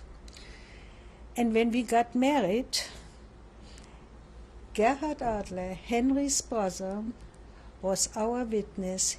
He held the talis as of the Gruppe over us.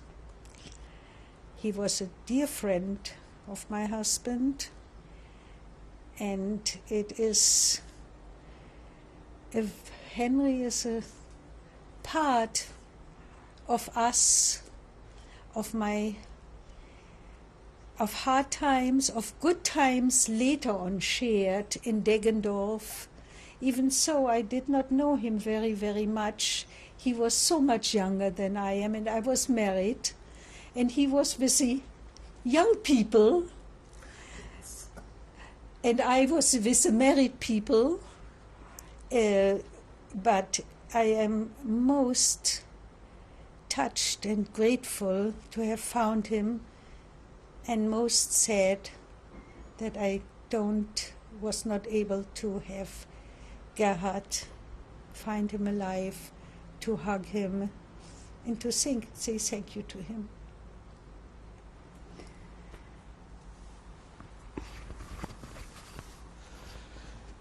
When you called me, Nancy, and told me that you pre-interviewed somebody by the name of Margot, what was your maiden name? Bentheim. I had no idea whom you were talking about. But you remember the moment you said Friedlander, I said Bobby Friedlander?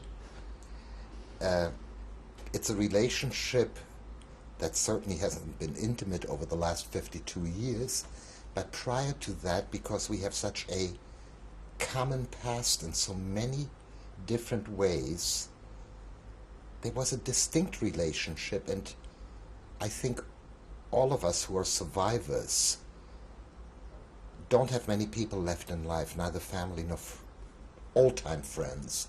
So this is an absolute miracle. And as I said to you on the phone, thank you for being matchmaker. It was wonderful to spend time with Margot yesterday. It was quite heart-wrenching at times. It was exciting at times. It was a draining experience, but overall, it was wonderful. And we're going to continue it. Would you please explain the context in which I know you? You interviewed me last year for the Shoah Foundation filming. You somehow remembered my name and the fact that I came from the same city that Margot and her husband Eddie came from, and that's how you made the connection. What religious occasion happened to you in Theresienstadt? I was bar mitzvahed in Theresienstadt. I was deported when I was 12 and a half, which meant 6 months before normal bar mitzvah ceremonies. It was an illegal affair. It was conducted in the crawl space of the barracks where we the young male inmates lived.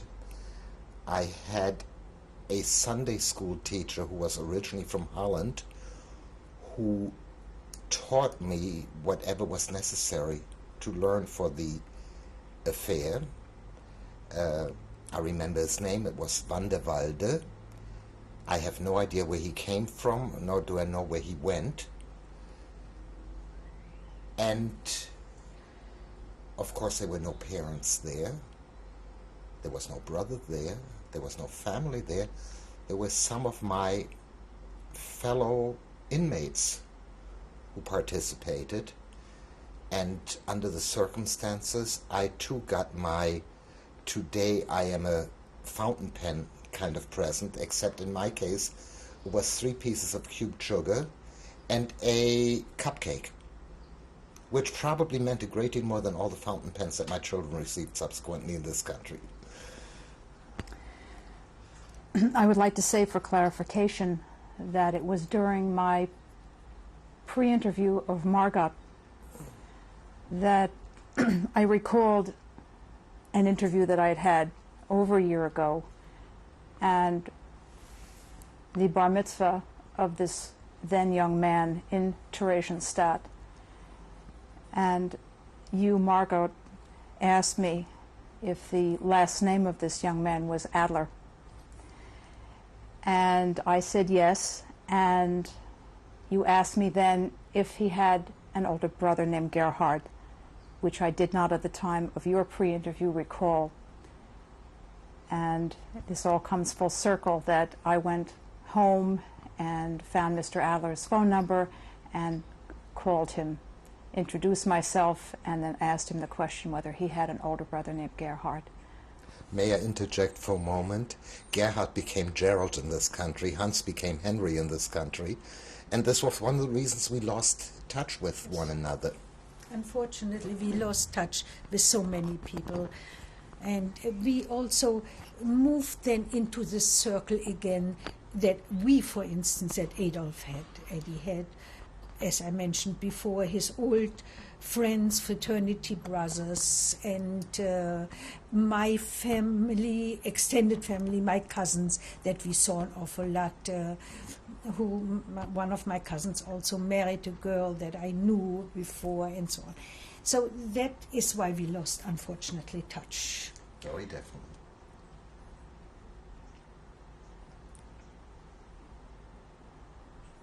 There is a beauty for me personally, and I hope for you too, at being reunited through this project. And I would like to thank you both for your interviews, and I wish you both health and happiness as you hopefully get to know each other a little bit better. Thank you. Thank you.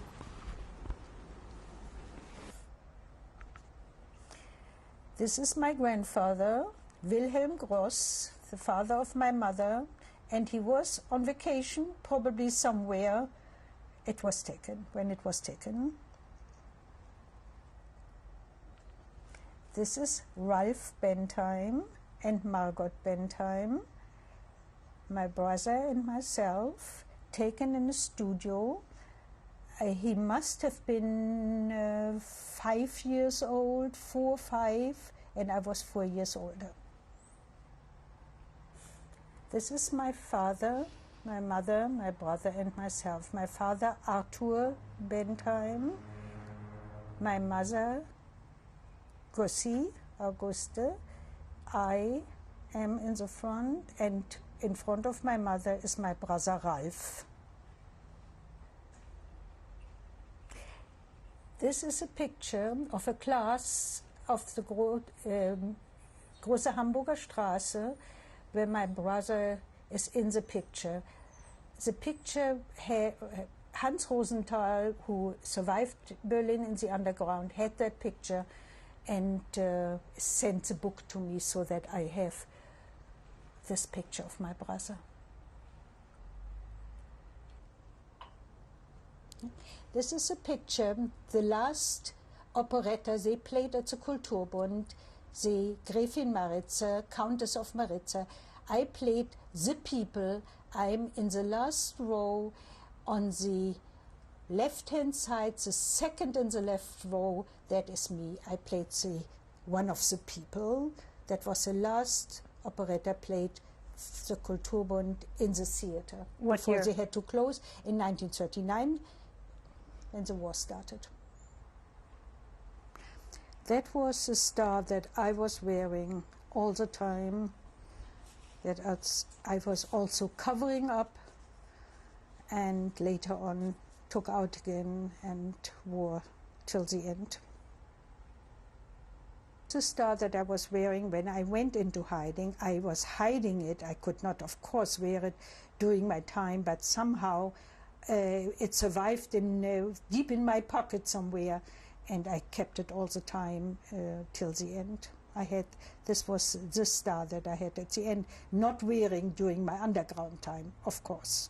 It was worn in Theresienstadt. That is a picture of myself on the left, my brother Ralph, my cousin Annie Goldberger, who also did not survive. That is my picture, that's Margot, already in the underground, wearing a cross in order to be, look like a Gentile. This is a cross that I was wearing in the previous picture that was given to me by Gentile people and that I wore. This is Irmgard Kamplaer, Gretchen, and I am on the right. We come from a bunker after an air raid, and I stayed with Irmgard in part of my underground time. This is tape number 9, interview with Margot Friedlander, May 19th, 1998. When I was taken in April, on the 19th of April, I had some money with me, and this is a receipt they gave me for my 117 marks, German marks, and few pennies. Okay. From Auschwitz, and we had to help the people. This telegram came to my husband in Theresienstadt from his sister after she found in a newspaper in America that he has survived.